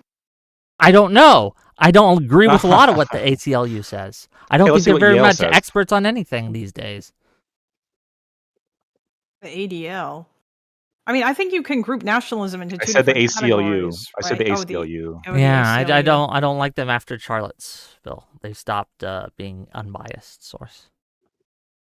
Wait, what? What did they do during Charlottesville? The Charlottesville, they stopped. That was kind of like the tipping point. They decided they wouldn't stand up for the rights of protesters if they protested certain things because of what happened after the Charlottesville thing, which I disagree with. I think the Fire.org is a much better organization that's kind of filling their roles, but that's neither here nor there. So what does the ACLU say? I'm just really curious. I don't know their definition. They use the exact same definition that was provided by DrDarko, the 5th comp point. That's their position that they put forward. I find that lacking, and I find that any serious scholar of nationalism specifically, not just Christian nationalism, but nationalism, and how Christian nationalism has played out in the real world would see that as insufficient. Again, we have examples of Christian nationalist nations, which again go far and beyond these 5 core tenets. And I'll give you one: South Africa apartheid was again a Christian nationalist nation. By definition, they called themselves this. Their leader, their founder, called themselves this, and they go far beyond these 5 core values and definitions. Hold on a minute. Wait a minute. Wait. I just want to throw this out there because, like, I guess maybe I'm going to rebel here and disagree with you, Wick. You can disagree. I feel like applying that to all nationalism is not a good idea because that, like, nationalism can also be an ideology held by people who are fighting for, like, to form a nation, you know, like Palestinian nationalism or Arab nationalism or like Zionism before Israel was created. And I don't think that it's fair to say, like, what you are describing sounds more to me like ultra-nationalism, which is an extreme version of nationalism that you will find among, like, fascist things. That's what the Nazis had. That's what Christian nationalists have.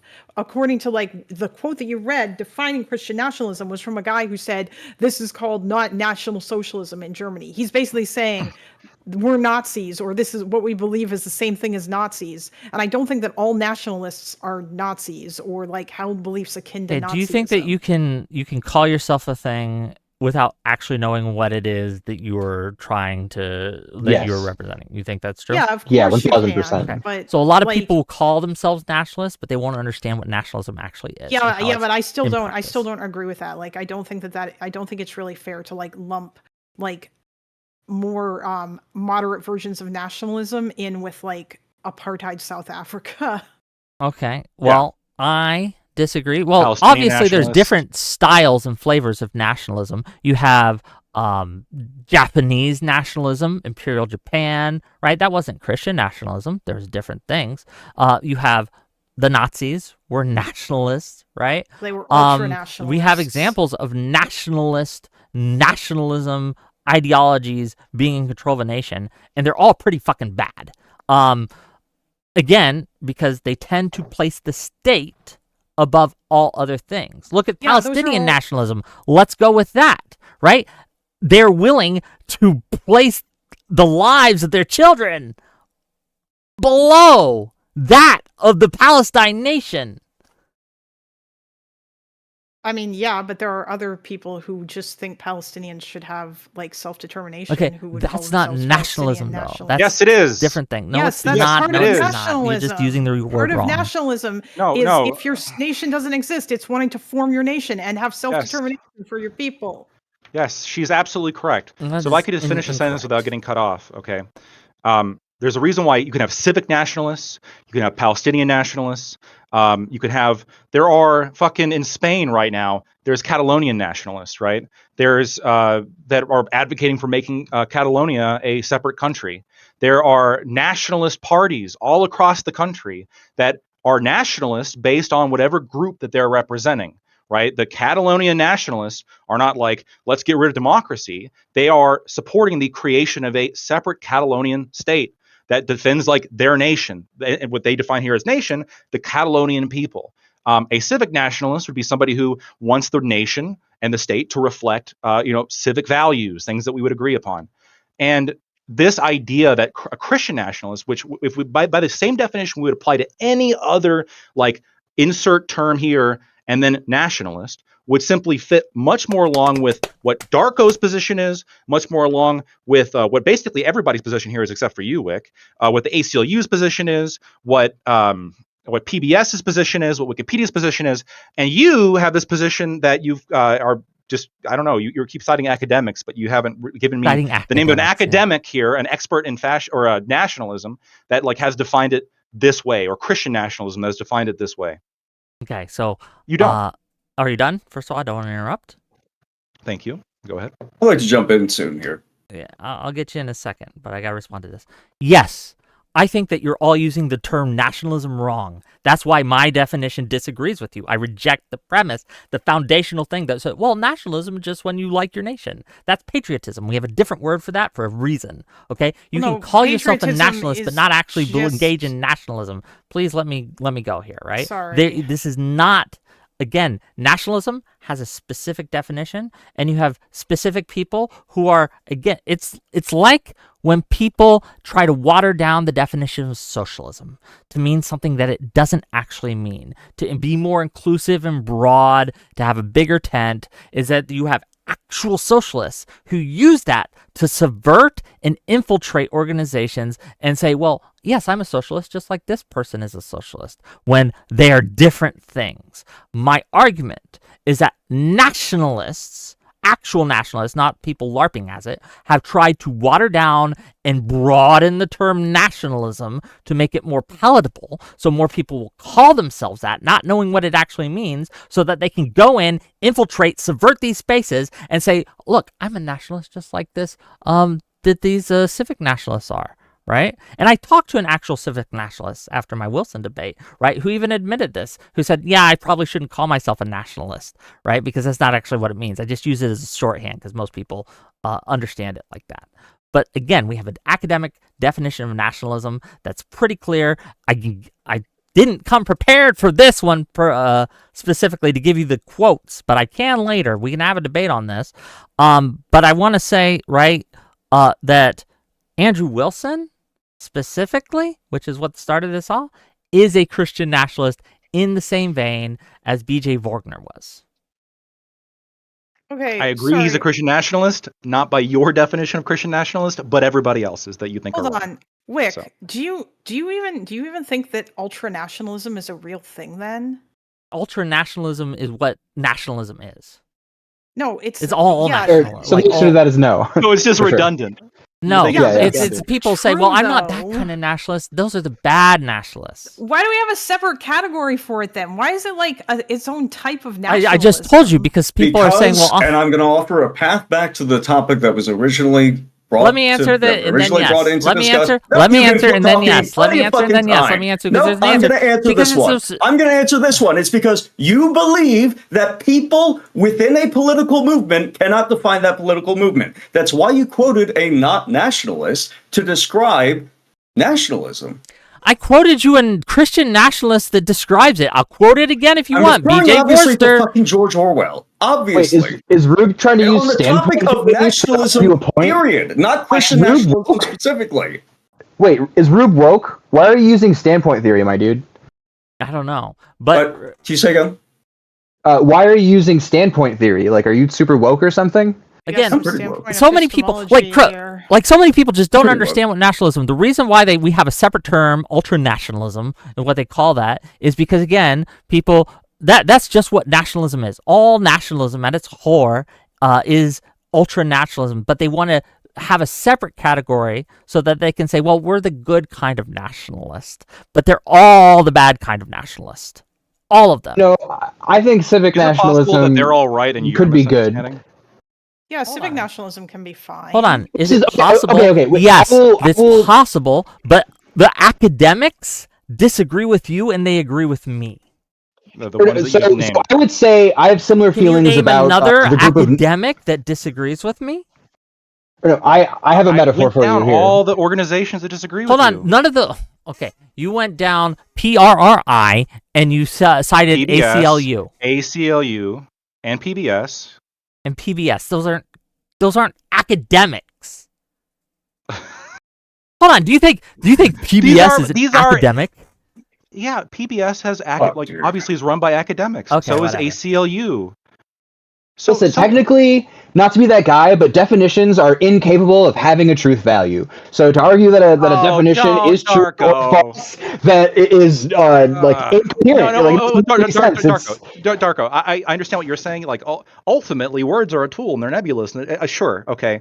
But the reason why I think this definition matters is because when people like Andrew Wilson define themselves as Christian nationalists, or when you read a stat saying, hey, 55% of Americans are sympathetic, or Republicans are sympathetic to Christian nationalism, and the term that you're referring to is what is both understood in the poll that shows that 55% of Republicans are favorable towards Christian nationalism, and what other organizations identify as Christian nationalist, okay, like, then Wick is going to come away, and the people who I guess agree with Wick, which thankfully there's not too many, are going to come away from the conversation thinking, oh my God, 55% of Republicans just don't believe in democracy. They are just this like hardcore nationalists that the state should take over. No, that's just simply not true, though. By the definitions Which is the provided path in the back poll, to the. Which is hold on, This is the stop, path hold on, back to stop, the- No. stop, stop, Lactoid. That was my fucking point. Is saying that a lot of these people are calling themselves Christian nationalists, but they aren't actually. They have a misunderstanding of what it is. But you call them Christian nationalists anyways. That's Me? the problem. No, there's You, only a couple people I your would call side, Christian your nationalists. The people. only specific not a person couple I've cited people. as a You Christian didn't nationalist has been fact two. check it until I repeated somebody else's quote and you went off to correct my numbers because it benefits you. This is the entirety of this is the core of the conversation to begin with. Is you Yes, Armageddon. benefit? Socialism you is also bad. benefit. Always. I have to talk. You benefit from keeping this overlap vague and broad, and the fact that some people sensibly don't know what Christian nationalism is, and apparently have no ability to define their own personal movement or the ideologies that they're apparently associated with, gives you the cover to simultaneously say, I'm not calling all of you this when you're individually confronted on it, but on a broad political scale, you get to lump them all within this category as an existential threat to democracy, which is what your party, even if you personally disagree with this strategy, sometimes you're very inconsistent about it, it's what your party has been doing for the entirety of my life. Okay, so Christian nationalism is absolutely a threat to democracy because Christian nationalists would put democracy below that of their Christian nationalism by definition. Definitionally, yes. can I read another? So you linked the George Orwell Foundation. You stopped the quote before this part. I want to know if you agree with this. This is also something this is actually part of the quote that you read. This is the ending part of the paragraph. This is from George Orwell. Quote, the abiding purpose of every nationalist is to secure more power and more prestige, not for himself, but for the nation or other unit in which he has chosen to sink his own individuality. Yes.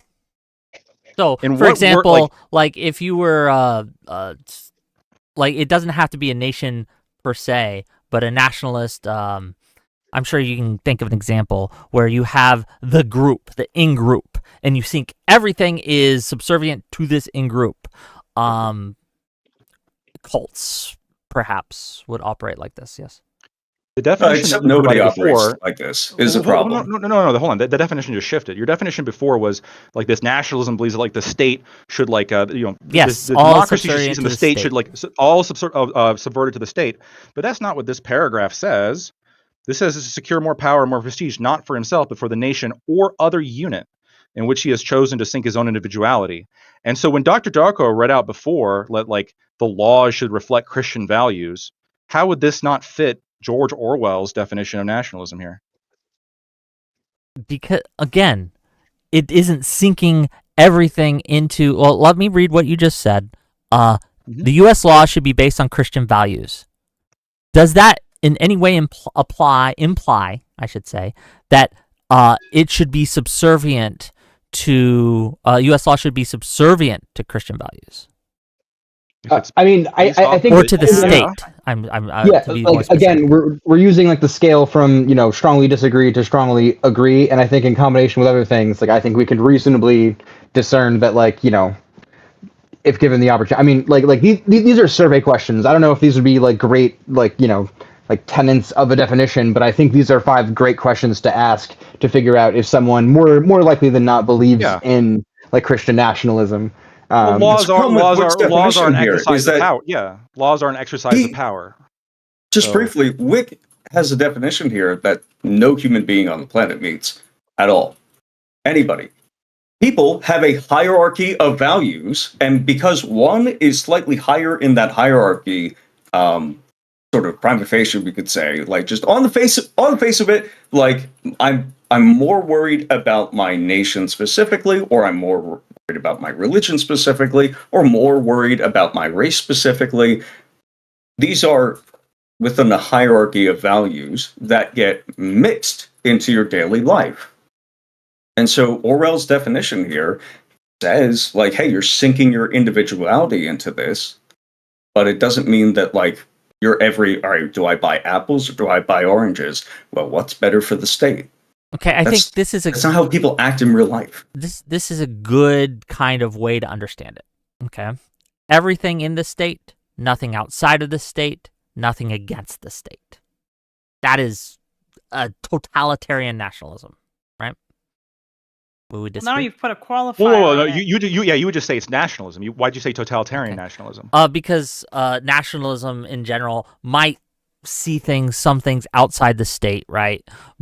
Not everything would be in the state, right? Christian nationalism wouldn't put everything in the state. But hold on. That's what you said before. The state, hold on, no. What I said before was the state is above all. Everything is subservient to the state, which is different.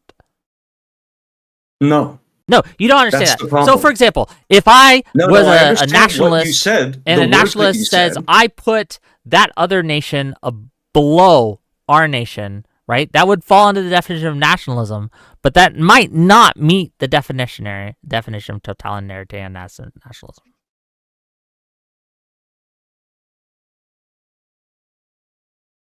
He has to backpedal now because he realizes that, like, he's Hold on, described a world. You in guys which are people hold on. This is crazy. Okay. You guys are using just cut me off Wikipedia. again. You guys are using Wikipedia and Google, about and I'm giving you actual scholars' definitions of nationalism. About shit because you can't respond to a fucking. It's never because I go on too long. About. It's always 10 words in. Okay. $5. Let's get some of these. Let's get some of these super chats in. There's a lot. Okay. $5 from Alexander Wren to say, what debate have you seen, Lactoid? The one between him and Wick, him being Andrew Wilson. I've seen a lot of Andrew Wilson's debates. Sure. $10 from Travak says, the right will sweep super hard for these group chats and say they were just kids in their 30s. Meanwhile, Trump admin will deport people with visas for people speaking out against Charlie Kirk's rhetoric. $10 from Alexander Wren to say, Lactoid, how many red flags do you need before you start concerning yourself someone may not be joking about being a fascist? When can we start taking people's words as indicators of their beliefs? You need to say, I love Hitler unironically. There's like, no, he did. He did it. There's no like set number of red flags. Again, like social interaction is difficult. It depends on the person, depends on the context. Like you could even say that you love Hitler unironically and it be a joke. So I'll give a test here because the panelists don't want to, but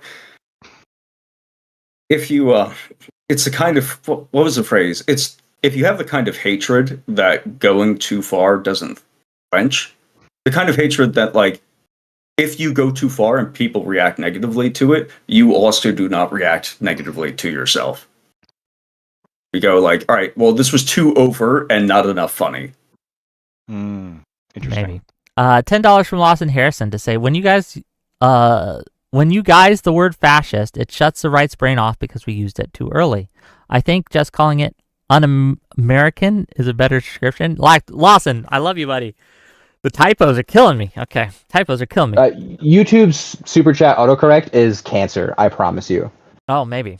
$10 from Doobie says, why would you go to George Orwell, an anarchist, for a description of nationalism? Would you go to Karl Marx for a description of capitalism? Milton Friedman for a description of communism? I think that they could help elucidate, right, a little bit about what, like, no one knows more. I can help you call something stupid. No one knows in an more about erudite way that something you can't do than yourself. the enemy of that thing. I think it's because you think nationalism that's fucking is retarded. bad, and also that's Hold on, not nationalism true is bad. either. Nationalism is bad. Like populism Well, is no. bad. I think Yeah, well, ultranationalism 80% of it is bad, right? No, I don't it's bad because of what it entails, right? And a lot of things that aren't nationalism, people like to label as nationalism because they don't understand what nationalism is. So you don't think that something like Zionism is a type of nationalism then? No, not necessarily. It can be. Just to be Why? clear, Zionism is absolutely Jewish nationalism. Just 100%. Hold on, Yeah, Zionism. it is. Zionism is wanting There's to have no a Jewish definition of homeland. nationalism It's not other to a than Jewish maybe homeland at based. any cost, and everything is below that goal. That's not what nationalism means. Yes, though. that is. Listen, I think No, nationalism because nobody is operates on that basis. Nobody. Yeah, I think nationalism is like That's Linux. what a hierarchy of values is. Linux and you're doing a lot and running a lot of different distros, but like you're not actually just running like Linux, like 18.0. Like yeah, so you know. Okay. I mean, like, yeah, there's a bunch of different definitions or different types, and You guys, therefore like you guys different just don't definitions, understand what but- nationalism, and that's okay, right? This wasn't part of the debate. That's but you all don't right. know what you're talking Ours about. just describes people who really live in the real world, who understand themselves as political actors, All you're saying is political agents, nationalism free is agents, when you who like your tend to nation. find their own ideology, and stupidest then there's definition I've your ever heard. standard that doesn't define anybody on the planet. Wow. I $10 don't from think I'm sorry. What a surprise. $10 from Fancy Teeth to say, even before he was done reading the quote, you were asking for the source. If you were going into this with good faith, you wouldn't need the source. What can you do with that information? Whoa, hey, some people are not auditory learners. Some people are visual and need to read it. Don't be ableist. I mean, he Yeah, was not only- asking because he thought that it was a ridiculous definition. Not only that. Yeah, like, first of all, yeah, it is easier to read than just listen to somebody describe a quote. But also, it's perfectly fine to, like, if somebody's reading a long quote, to be like, where's this from? It's perfectly rational. Like, do you guys want to sit here and wait for me to read you Das Kapital? No. Yeah, I mean, I Before feel like you a can short dismiss quote it? and a long quote are both equally. I don't know, whatever. I show. I don't But know. it's useful to Lactoid's point because he got to go further down the Yeah, chain. I And say, looked- all right, even with your acceptance of George Orwell's definition, we have rational actors making their own decisions and saying, I am going to align myself with this other political project, which can be broadly defined as the nation state, along with often some other values within a hierarchy of needs and a hierarchy of values. Well, that's a really good. Hold on. Wait, what do you think a nation state is? There's a good definition of a state, which is basically a locality or a place where the government or a single group has the monopoly on force, basically. How's that And I'm different not. than a It's not a state? perfect definition, right? I'm not going to die on that hill, right? But I think that's a decent one. Right, but what would be the difference between like a nation state and a state? I don't know off the top of my head. Yeah, like that's like I don't know. Like I feel like What would is a the difference in constitutional the- republic? That's like asking like what would a constitutional be like? Yeah, like what is the difference between a nation Sure. state and a state? So a state is like a actual governing body. It is a instrument of government. Like the government is a state. A nation is like a little bit more nebulous. A nation is like a collection of people based on some kind of shared attribute. And a So, nation like, the- state? So a nation state is like a state in which like the basis is like a shared ethnicity or a shared cultural value, etc. Hold on, do you think So, America like, is a nation state? yeah, we are a nation state, and like the But do we have a shared the ethnicity? nation- No, we have a shared to some extent, yeah. I We have don't a shared think so. ethnicity, and we, to some extent we do. But I would say that America has like the shared nation that we have is more of like a civic nation, as opposed to a country, let's say, like, I don't know, Sweden, which is more of a ethnic nation, right? It's based less on like Hey, a can you name foundation a of ideal. non-nation state that exists? I mean, you could have, I guess, can't think of one.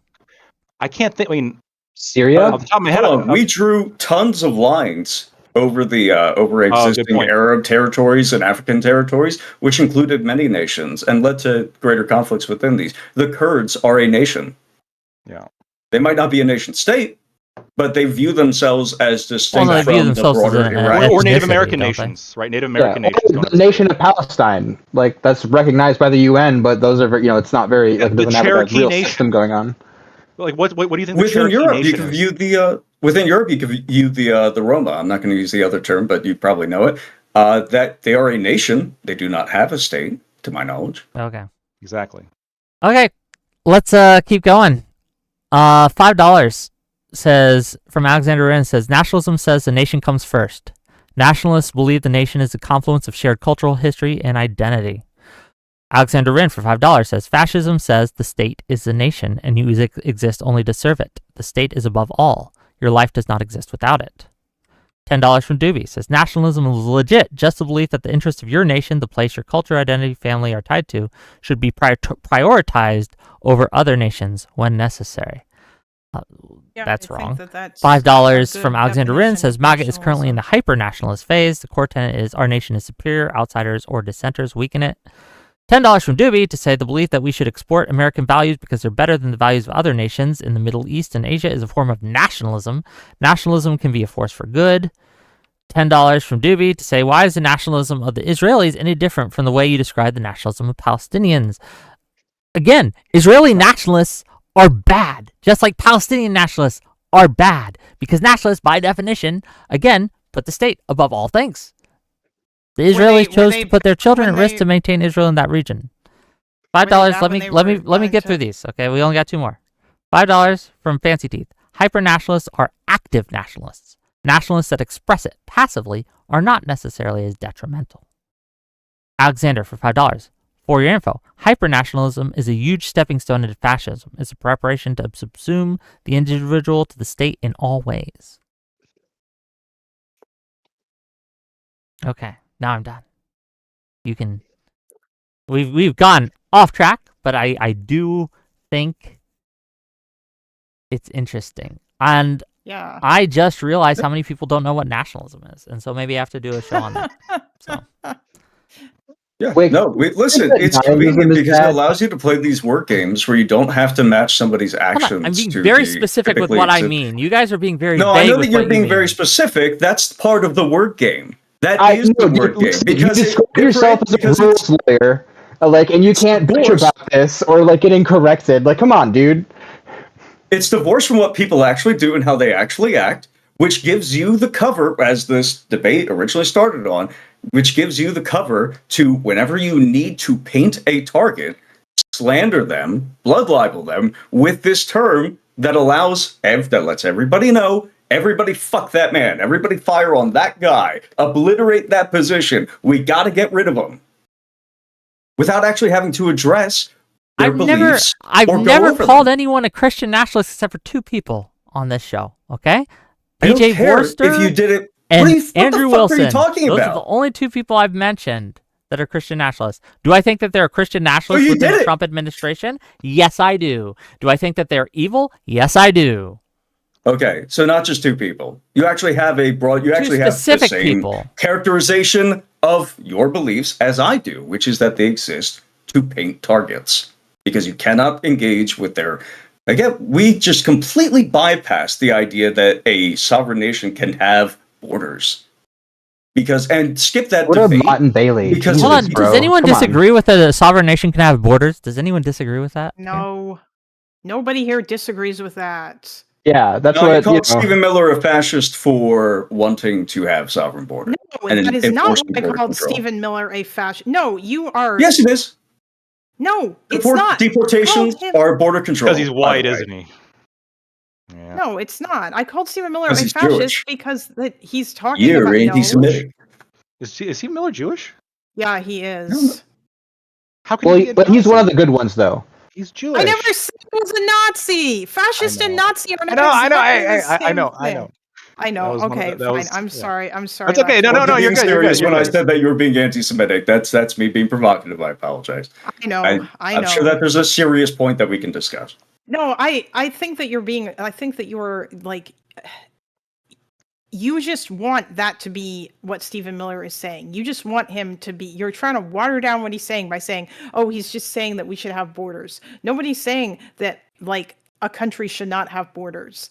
But yeah, I have a problem with Stephen Miller talking about, like, you know, the importance of Western civilization and how, like, America is being invaded by people and like going on about importing the third world and all of this other crap that is, like, not just, hey, we should have borders and we should have border security. That's a considerably more reasonable position than the position that he is saying.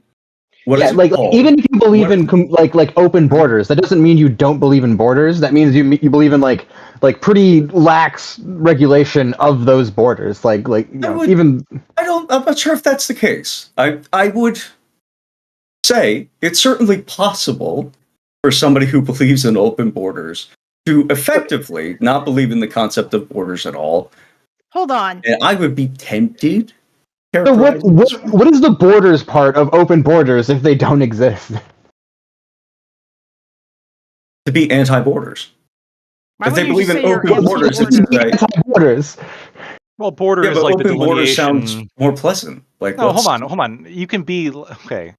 Open border just simply means, hey, the delineation of governance with this other country, we want that to be like open, so people can like go back and forth. Being open border doesn't mean like you don't have the concept of border. Also, Yes, hold on. That's what they're trying to argue. Is that sorry? Okay. Hold on a second. Mr. Rube, you've spent the entirety, or not the entirety, but a large part of this debate going at us by saying that, like, we want to like use our beliefs as like a weapon and whatnot. But you're doing the same thing. You've been attacking straw mans of me and Darko like all the time. How is it that like so. what you're doing? Yes, you have. You've attributed me beliefs to clarify. us that we don't hold. Wait, didn't Well, you hold do on. that to the people in the Young Republicans League? What? No, hold on. It's a claim of see hypocrisy. what Hold was, on. Wait. like- Before you guys answer that, it's a hypocrisy test. I'm happy to take it. No, I don't think that I did. And we skipped past the argument, which is kind of annoying, to discuss whether Andrew Wilson is a fascist nationalist, Christian nationalist, or whatever, which I think was Wick's intention. Definitely Christian nationalist. When you say that, when you criticize rhetoric like we are being invaded, that is an attack on borders, or I believe that to be an attack on borders. And I think it's pretty clear that the rhetoric of we are being invaded matches up pretty neatly, not even if you just had legal immigration. If you just looked at legal immigration, that's a fair characterization of the past 60 years of importing other people. If we have, like, let's say 1 million people per year, that would make it the largest mass migration in human history. And typically, this is regarded as identical to invasion. Because it's not. invasions, historically speaking, were not just militaries going into a place, burning it down, and then leaving. Typically, somewhat synonymous. There's a value in distinguishing these two terms. I'm happy to go over the gray area with you, but typically that's basically the same as colonization. So even if it's nonviolent, and it hasn't been nonviolent, but even if it's nonviolent, it still fits under that definition of invasion, not just in terms of war games, but in terms of actual effect on the home nation, and in this case, America. No, But also in terms of word games. Yeah, Jesus, you're morally loading a bunch of people immigrating to a country by calling it an invasion. Okay. And like that, no, that's not. Invasion implies like a I agree. level of force. Just It because is that you force. don't like it, but it's not force though. If a bunch of there's- people voluntarily come to a country to live there, how is that force? I people think are if you integrated. airdrop The United 80,000 Haitians into a random Midwest town, that's forced, right? that's forced integration. So it's not that I'm not saying that they're kidnapping these people from their home nations, to be clear. The force is on the citizens. The term invasion. Come on, the term invasion is just it's being used as a rhetorical device to say I don't like this, right? What is an invasion? It is a unwelcome incursion. It's a bunch of it's usually like in your mind when you say invasion, it's a bunch of people through one means or another, like unwelcome, coming in anyway, right? A home invasion. They don't have to be armed or trying to kill you. They come in your house, even if you leave your door unlocked. If they come in your house without your permission and you don't want them there, it's a home invasion. So when people are saying that, hey, the invaders are coming over the border, they're basically saying we have these laws in place that say you can't do this. You're not welcome here, and you do it anyway. You're invading us. That's what they're saying. Yeah, Well, sure. Really loaded, to be I would clear. say that, like, in principle, most Americans disagree with you, because, like, most Americans, like, wanted to get through, like, the border reform bill that came at the end of Biden's presidency, and like Trump was the one who called it in to, the Langford bill, and Trump was the one to call in to say that, like, oh hey, like don't do this, I need a thing to run on, like, and. Yeah, so like obviously, like I don't know, like they don't actually want to do things, or like the minority of people who feel this way, like just don't care about everyone else's. Like they just want this like partisan action against this invading force, which is like not good. Like it's anti-American. Like, can you admit that they should not be using the word invading to describe this because it's too hyperbolic. Okay, so it's a term. It's a word that like I don't use because like I'm pretty mellow on immigration. But for people who like the big issue for them is illegal immigration, it's a perfectly like understandable word to use. I don't know like, if is it just illegal immigration though? Hold on, I don't think Stephen Miller's issue is just illegal immigration. He seems to be opposed to all immigration when he talks about importing the third world. I don't know about Stephen Miller specifically. I think that the vast majority of Republicans, when they're talking about the invasion of immigrants, they're talking about like in their mind these hordes of illegals that are like jumping the border and border patrols trying to catch them, and like they're all running in. This is their idea of the invasion, right? Yes, yes, I know. I'm aware. Rhetoric, right? Like you would agree. Just real quick, $5. $5 from Testicle Johnson to say legal immigration from third world countries to the first world is just legal invasion. They're here to take our jobs and take our woman. We're here to take our dogs and cats. Like invasion to me is just like, again, it's a term of like it's a term to say an unwelcome incursion or an unwelcome like presence of somebody now into a space that you consider to be yours.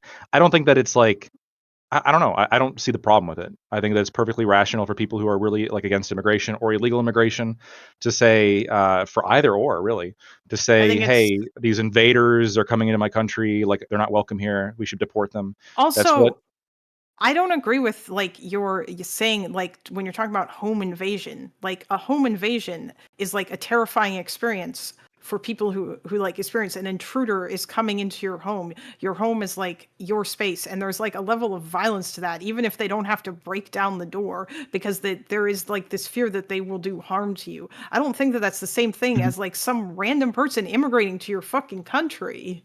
But we've conceded already. Hold on, just brief. We've conceded already that it is morally loaded. Yeah, and you acknowledge that we've done that. Okay, it is. Okay. It is. No, Lactoid said it's just a term, that it's not morally loaded, and that like it's a perfectly rational thing. Of course, it's morally. Hold on. Of course, I said it's like I said. I don't use the term because I'm not a big like immigration guy. Obviously, it's hyperbolic. Like, yes, it's morally. Are you also loaded. doing the standpoint epistemology? So, like, if I care more about immigration, then my opinion about immigration means more. No, I'm saying that we if just said, bro, we agree here's with here's a good example.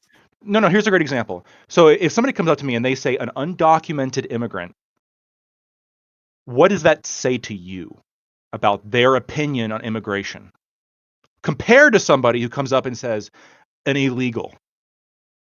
Both are technically accurate, but the connotation shifts the meaning of what somebody's trying to imply. When somebody says invader or invading, it's a negative connotation. They're saying they don't like it. It's bad. We got to stop them. When somebody says an undocumented refugee asylum seeker, that's okay, that's a contradictory phrase right there. The last I'm one. sure you understand what I mean, though. Yeah, but like again, you're talking about something that has a negative connotation and something that has a neutral like connotation.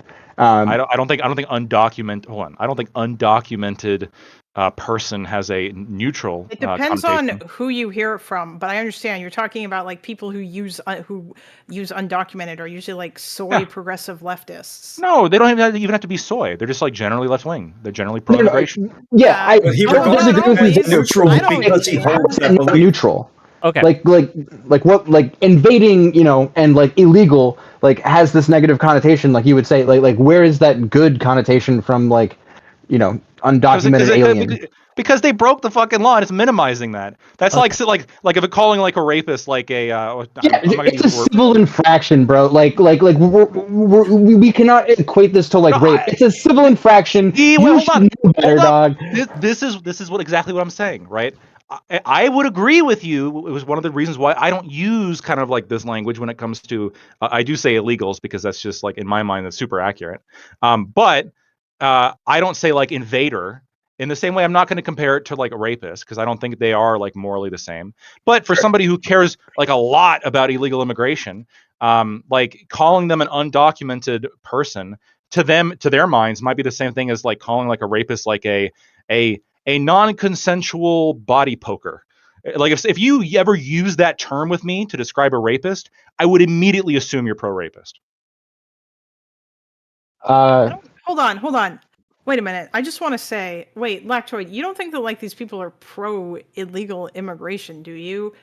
Usually, like no one is. I don't. Yes, Democrats. Not 1 minute ago. Not 1 minute ago. Not 1 minute ago. Illegal immigration. The gentleman was not 1 minute ago. He said it's a simple infraction.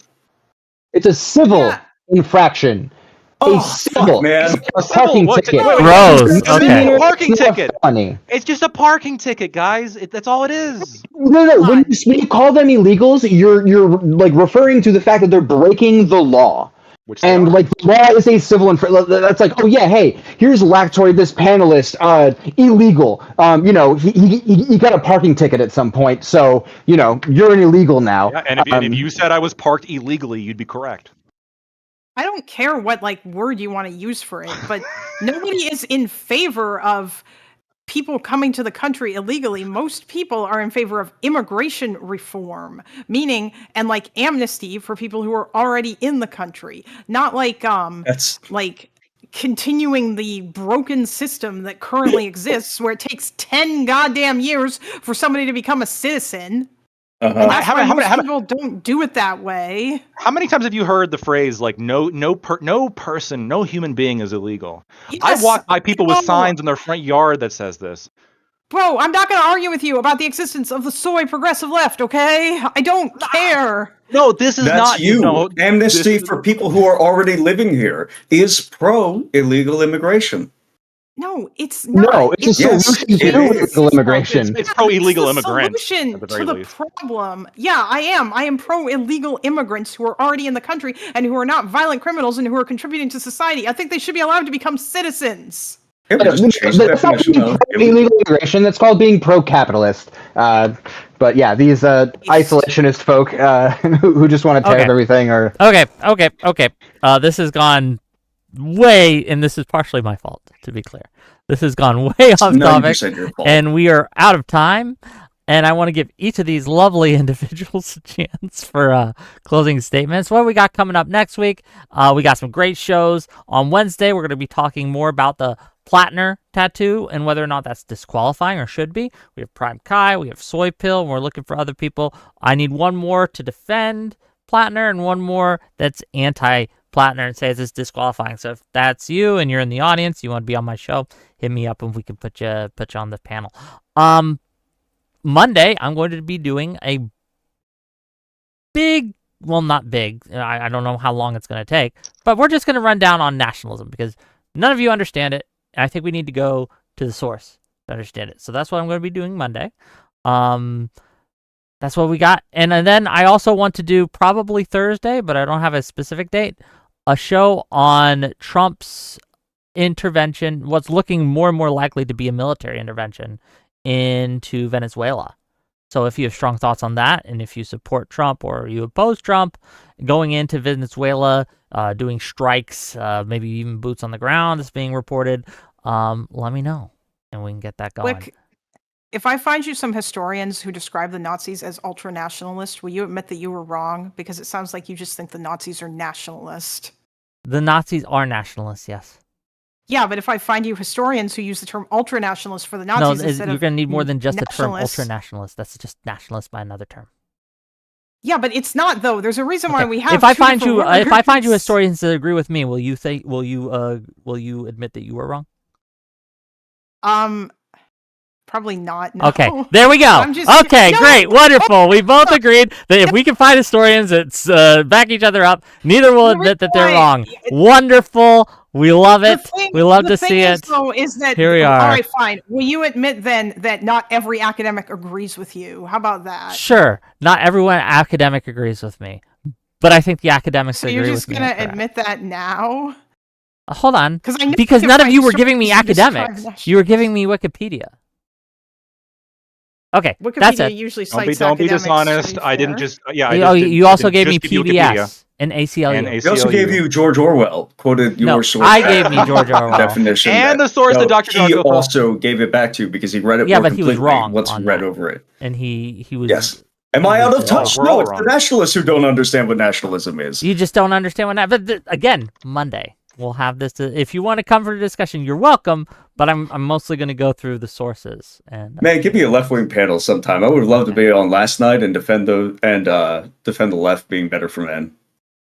That said, But you keep I'm giving gonna- me these hold on! people. I'm trying to end this. I'm trying to end this goddamn show. Okay. Okay. I'm going to give each of you a closing statement. Tell people your closing thoughts on the issues, any of the one that we discussed, and also where people can find you. I have a link to all their YouTube channels in my YouTube description.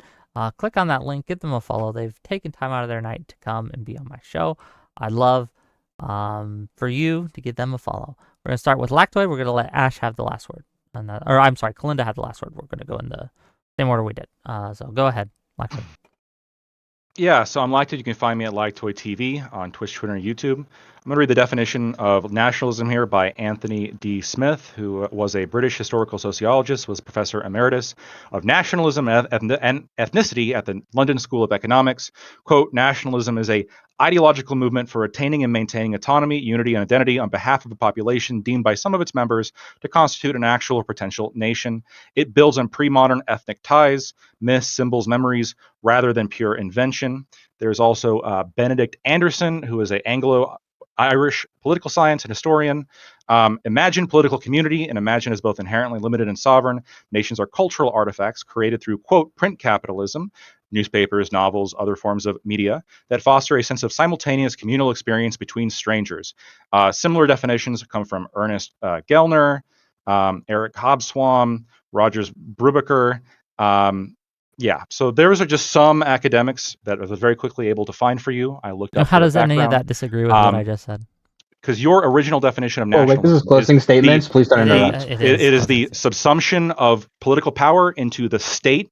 You seem to have this like hyper statist position as the definition of nationalism. We can roll back the tape. That's what you said. That is not the definition. The definitions that I just repeated from multiple experts, actual academics, actually is entirely in line with what I've said, with what Dr. Darko said, really with what everybody else here on the panel has said, and what most of your chat has also said.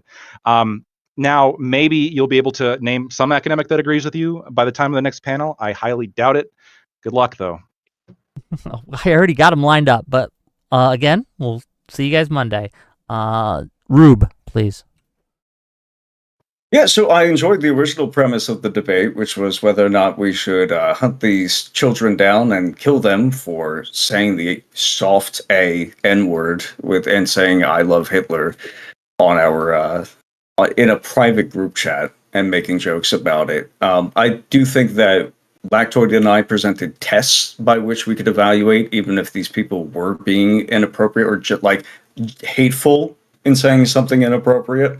even if we granted that they were saying something inappropriate to begin with, I think that the other panelists here have pretty clearly demonstrated that they use these terms just to paint targets, to go after people that they believe should be excised from the nation or from public society or from commerce or speech in general. I have, everybody knows my general distaste for that kind of behavior. I think that calling us, for instance, or calling people who might not support Israel, saying that that could be sourced from anti-Semitism, and then walking it back afterwards, and then doubling down, is a really common pattern for these kinds of leftist, progressive. I'll say not leftists; they're progressives because they're Liberals. progressives. You're not liberal. I am liberal. So I think I would just encourage Okay, people buddy. to, the next time you hear somebody disagree with one of your positions and one of your held beliefs, you ask them for what that is sourced from. And while there might be an ulterior motive, that's not the basis on which you can just excise them from society. If it becomes, or if it continues going down that path, then it's just going to be violence. And there's No not going one to be any here point in argued discussing for this to excising begin with. anyone from society. Okay, where can people find you, Ash? Oh, at Gelatinous Rube on YouTube. We're going to get the game design streams back up. This has been fun. Okay, You thank just And got thank you 10 for gift having me. memberships, by the way. Of course. Wick. Dr. Darko, please. Wick, you just got 10 gift memberships, by the way. Oh, thank you. Sorry, I was AKA Batozai. I appreciate that. I was looking at another screen, but go ahead, Dr. Darko. Yeah, shout out to the fellow grill hottest. Dr. Darko, find me on YouTube. I stream sometimes. Or I'm on X as Jack D Hunter. Yeah, I don't know. I think the main issue with these leaks isn't whether or not they're jokes. It's that when you look out into the real world, they aren't jokes. They're I don't know. There's been this weaponization of the government against whoever the government has decided it doesn't like. They have blown past all checks and balances of trying to rewrite the Constitution via executive order. There's all kinds of nonsense going on with the Supreme Court. But yeah, I don't know. You keep hearing this rhetoric from the whole entire Republican Party, from the president to the Speaker of the House, to even Lactoid here, like kind of like soft allowing it because maybe it's just really important to you. But yeah, this idea that we need to take a strong action against an occupying force that is invading us is a verbatim quote from the manifesto of the Christchurch shooter, the El Paso Walmart shooter, the Buffalo, New York shooter, the Conway synagogue shooter. These leaks were not surprising at all. This is what these people want. And they keep, trying to ratchet it up and hand wave all of the deaths that happen because of this rhetoric, and I think that's bad. And I hope they do better moving forward. Thank you for being here. Really appreciate you, buddy. And last but certainly not least, Kalinda. I'm Kalinda with 2 eyes in the Linda because YouTube sucks and I couldn't get it without 2 eyes. If you want to find me there, I am the lib girl spelled with a U, on Twitter. If you want to see me tweet stuff, and I basically, to sum up what I had been saying before. Obviously, I think this just shows a general trend that seems to be happening in terms of the Republican Party moving further to the right. At no point did anyone here talk about excising people, and I don't know why we're now being accused of that and having ideologies that we don't have after Gelatinous Rube over here basically accosted us all night by saying that we were the ones who were doing what he's been doing since the start of the debate. And also, Lactoid, at some point, you and me, Ukraine. Anytime, anywhere. Okay, maybe we can set that up. Okay, that said, are any of you going to continue streaming after this, or are you all done? I probably will. Are you on I'm Twitch? going to jump into debate chat if anybody wants to chat or hang out or something like that. I need some social interaction. Okay, are you on Twitch, Kalinda?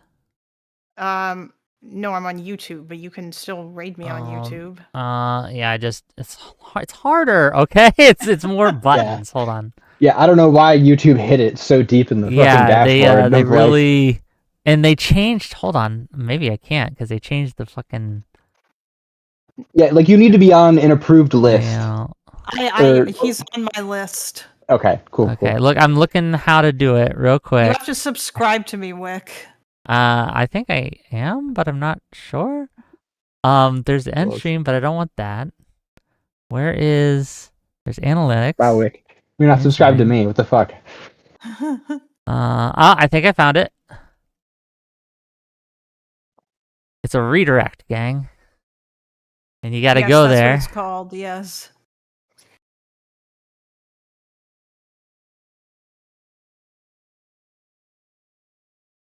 And I see you on my channel, but I don't see you otherwise.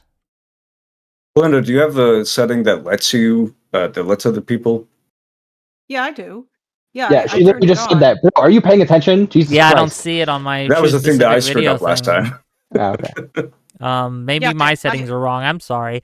Either way, Wait, I love you all, Okay. and we'll set it up next time. I don't want to let everyone subject to my poor tech skills. I'll see you guys later. Good night. Jesus. Good night.